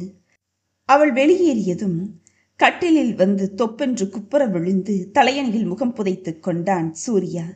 அவனது தலைமாட்டில் வந்தமர்ந்த பரந்தாமன் மெல்ல அவனது தலைமுடியை கோதிவிட்டார். சூரி, எனக்கு எல்லாம் தெரியும்பா, தப்பு பண்ணிட்ட. இத்தனை நாள உன் மனசுல இருக்கிறத வெளிப்படுத்தாம மூடி மறைச்சது தப்பா போயிடுச்சு பத்தியா? இப்ப கூட ஒன்னும் கெட்டு போயிடல சூர்யா. வெண்ணிலா கிட்ட நான் பேசி பார்க்கட்டுமா? வேணாம்ப்பா. திவாகர் மேல அவளுக்கு பிரிய இருக்கிறதுனால தானே இதுக்கு சம்மதிச்சிருக்கா. நீங்க எதையும் பேசி காரியத்தை கெடுத்துட வேணாம். நான் ஒரு வெல் விஷரா நல்ல நண்பனாவே இருந்துட்டு போயிடுறேன். ஆனா ஒண்ணு, அவ குடியிருந்த இந்த இதயத்துல வேற யாருக்குமே இனி இடமில்லப்பா. நான் இப்படியே அவளோட நினைவுகளோட வாழ்ந்துட்டு போயிடுறேப்பா. எனக்கு கொடுத்து வைக்கலப்பா என்றபடியே தலையணியில் மீண்டும் முகம் புதைத்து கொண்டான் சூர்யா. வேதனையில் விக்கித்து நின்றார் பரந்தாமன். ஞாயிற்றுக்கிழமை சத்யா ஃபுட் ப்ராடக்ட்ஸ் நிறுவனத்தில் வேலை பார்த்த பெண் தொழிலாளர்கள் அனைவரும் திரண்டு வந்திருந்தனர். திலகா திவாகரோடு ஜம்பமாய் காரில் வந்து இறங்கினாள். சரோஜினி வந்த உறவினர்களையும் நண்பர்களையும் வரவேற்று உபசரித்தனர் பரந்தாமனும் குணசேகரனும். விருந்துக்காக ஏற்பாடுகளை இழுத்து போட்டு மேற்பார்வை செய்து கொண்டிருந்தான் சூர்யா. அண்ணே, சபை நிறைஞ்சிருக்கு, நல்ல நேரம் முடிகிறதுக்குள்ள தாம்பளத்தட்டை மாத்திக்கலாமா? வாயெல்லாம் பல்லாக கேட்டாள் சரோஜினி. சிந்தூர வண்ணத்தில் ஊதா பட்டுக்கரை கொண்ட புடவையை அணிந்திருந்த வெண்ணிலா கூட்டத்தில் பார்வையால் துளாவினாள். நெற்றியில் பூத்திருந்த வியர்வையை கர்ச்சிஃபால் ஏற்றிக்கொண்டு கூடத்து தூணோரம் வந்து நின்ற சூர்யாவின் மீது அவளது பார்வை பதிந்தது. தாம்பூலத்தட்டை எடுத்துக்கொண்டு எழுந்து நின்றாள் திலகா. சபையில நிறைஞ்சிருக்கிற பெரியவங்களுக்கு வணக்கம் சொல்லிக்கிறேன். தாம்பூலத்தட்டை மாத்துறதுக்கு முன்னாடி சரோஜினி அத்தைக்கிட்டையும் திவாகர் அத்தான்கிட்டையும் என்னோட சந்தேகத்தை நிவர்த்தி பண்ணிக்க ஆசைப்படுறேன் என்று கூறிவிட்டு திவாகரை ஏறிட்டாள் வெண்ணிலா. உங்களை டாக்டர் ஆக்கணும்னு உங்க அம்மா ஆசைப்பட்டாங்க. அந்த ஆசையை நிறைவேற்ற எத்தனை தியாகங்கள் எங்க அப்பா செஞ்சாரு தெரியுமா? சரி, சொந்த தாய்மாமா செய்யக்கூடிய கடமைதானேன்னு எடுத்துக்கிட்டாலும் உங்க படிப்பு செலவுக்கு ஏற்பட்ட கடனை அடைக்க எங்க அம்மா தன்னோட சொத்தை வித்து தந்தாங்க. இதோ திலகா அன்னிக்காக மாந்தோப்பையும் சிறுக சிறுக சேமிச்சு நகைகளையும் தாரவார்த்தாரே எங்க அப்பா. எல்லாத்தையும் மறந்துட்டு நீங்க பண்ணீங்களே துரோகம். அது எங்க அப்பாவை மரணத்துல கொண்டு தள்ளிடுச்சே. என்ன கேட்டீங்க? உன் பொண்ணை கட்டிக்கிட்டு காலை மூச்சுடு எப்படி அழ முடியும்னு கேட்டீங்களே, ஞாபகம் இருக்கா? என் மகனோட வாழ்க்கையை இருண்டு போயிடுமேன்னு பேசுனீங்களே. இப்ப அதே பொண்ணு நிச்சயம் பண்ண வந்துட்டீங்களே. கொடுத்த வாக்க மறந்துடுறது, பச்சோந்தி மாதிரி அப்பப்போ குணம் மாறிடுறது, இதெல்லாம் எனக்கும் எங்க அப்பாவுக்கும் பிடிக்காத விஷயங்கள். ஞாயிற்றுக்கிழமை நிச்சயம் பண்ணிக்கலாம்னு சொல்லிட்டு நான் வாக்கு மாறிட்டேன்னு பாக்குறீங்களா? இப்போ இங்க நிச்சயதார்த்தம் நடக்கதான் போகுது. என்ன கேட்டீங்க? உன் பொண்ணால நடமாட முடியாது, அவ தகுதிக்கேத்த வரனா பாரு. எங்க அப்பா மனசை இப்படி உடைச்சிங்களே. அந்த துக்கத்துல தானே அவர் போயிட்டாரு. என் மனசுல நெருப்ப பத்த வச்சிங்களே. துக்கத்துல முடங்கி மூளையில சுருண்டு போகாம தாங்கு கட்டைகளை உதறிட்டு தன்னம்பிக்கையையும் வைராக்கியத்தையும் ஊன்றுகோலாக்கி இன்னைக்கும் எல்லாரும் ஆச்சரியமா பார்க்கும்படி வலம் வர்றேன்னு அதுக்கு காரணம் யாரு தெரியுமா? மிஸ்டர் சூர்யா. இதோ சுட்டு விரலை நீட்டி காட்டினாள் வெண்ணிலா. சத்தியமூர்த்தியின் படத்தை தொட்டு வணங்கிவிட்டு திக் பிரம்மை பிடித்து நின்றிருந்த பரந்தாமனின் அருகே வந்தாள் வெண்ணிலா. அப்பா, என்னைய உங்க மருமகளா ஏத்துப்பீங்களாப்பா? தயக்கமாய் ஏறிட்டாள். அம்மாடி, உன்னையும் சூர்யாவையும் ஜோடியா நிக்க வச்சு பார்க்க மாட்டோமான்னு ரொம்ப நாளா ஏங்கிக்கிட்டு இருந்தேன் ராஜாத்தி என்றதும் சட்டென்று கண்ணீர் மல்க அவரது கால்களில் பணிந்தாள் வெண்ணிலா. சரோஜினி குடும்பத்தினர் அவமானம் தாழாமல் விருட்டென்று வெளியேறினர். சூர்யாவிற்கு இழந்த சொர்க்கம் மீண்டும் கிடைத்தது போலிருந்தது. மட்டற்ற மகிழ்ச்சியில் ஜிவ்வென்ற அந்தரத்தில் பறப்பது போலிருந்தது. சிவகாமிக்கு ஆனந்தத்தில் கண்ணீர் ஊற்றெடுத்தது. வானதி மகிழ்ச்சி தாழாமல் தோழியை அணைத்து கன்னத்தில் முத்தமிட்டாள். சூர்யா, உங்ககிட்ட நான் தனியா 5 நிமிஷம் பேசணும். இருவருமாக தோட்டத்திற்கு வந்தனர். என்னைய ஒசத்தி பார்க்கணும்னு ஆசைப்பட்டவர் நீங்க. எனக்கு ஊன்றுகோலா இருந்து உயர்த்தினீங்க. என்ன மாதிரி உள்ள பல பெண்களுக்கு வேலை வாய்ப்பு கொடுத்த ஆத்ம திருப்தி எனக்கு கிடைச்சிருக்கே. ரொம்ப தேங்க்ஸ் சூர்யா. நம்மளோட காதல் ஆத்மார்த்தமானது, புனிதமானது. அதுதான் உள்ளுக்குள்ள காதலை புதைச்சிக்கிட்டு இருந்தாலும் துளி கூட வெளிக்காட்டிக்காம தூண்டுகோலா உறுதுணையா இருந்து ஒருத்தருக்கு ஒருத்தரை ஒசத்தி காட்டியிருக்கு. எனக்கு வேலையில பதவி உயர்வும் நல்ல அங்கீகாரமும் கிடைச்சிருக்கே. அதுக்கு காரணம் நீதான். நீ என்னுடைய அழகு தேவதை. என் இதயத்துல குடியிருந்து மௌனமா என்னைய உந்தி தள்ளுன. சின்ன பையனை காப்பாத்துறதுக்காக உன் காலையே இழந்தியே. நம்ம காதல் கைகூடாட்டியும் உன் நினைவுகளோடவே நான் வாழ்ந்து முடிச்சிருப்பேன். ஆனா நீ இப்படி பண்ணுவேன்னு நான் எதிர்பார்க்கவே இல்லை. எனக்கு எவ்வளவு சந்தோஷமா இருக்கு தெரியுமா? அவளது புறங்கையில் மென்மையாக முத்தமிட்டான். நீங்க மட்டும் என்னவா, உங்க கண்ணியம், நேர்மை, திறமை, நிதானம், உயர்ந்த உள்ளம், தயாள குணம், பெருந்தன்மை எல்லாமே சேர்ந்து உங்களுக்கு என்னைய அடிமையாக்கிடுச்சே. முகம் குங்குமமாய் சிவக்க அவனது பரந்த மார்பில் தலையை சாய்த்து கொண்டாள் வெண்ணிலா.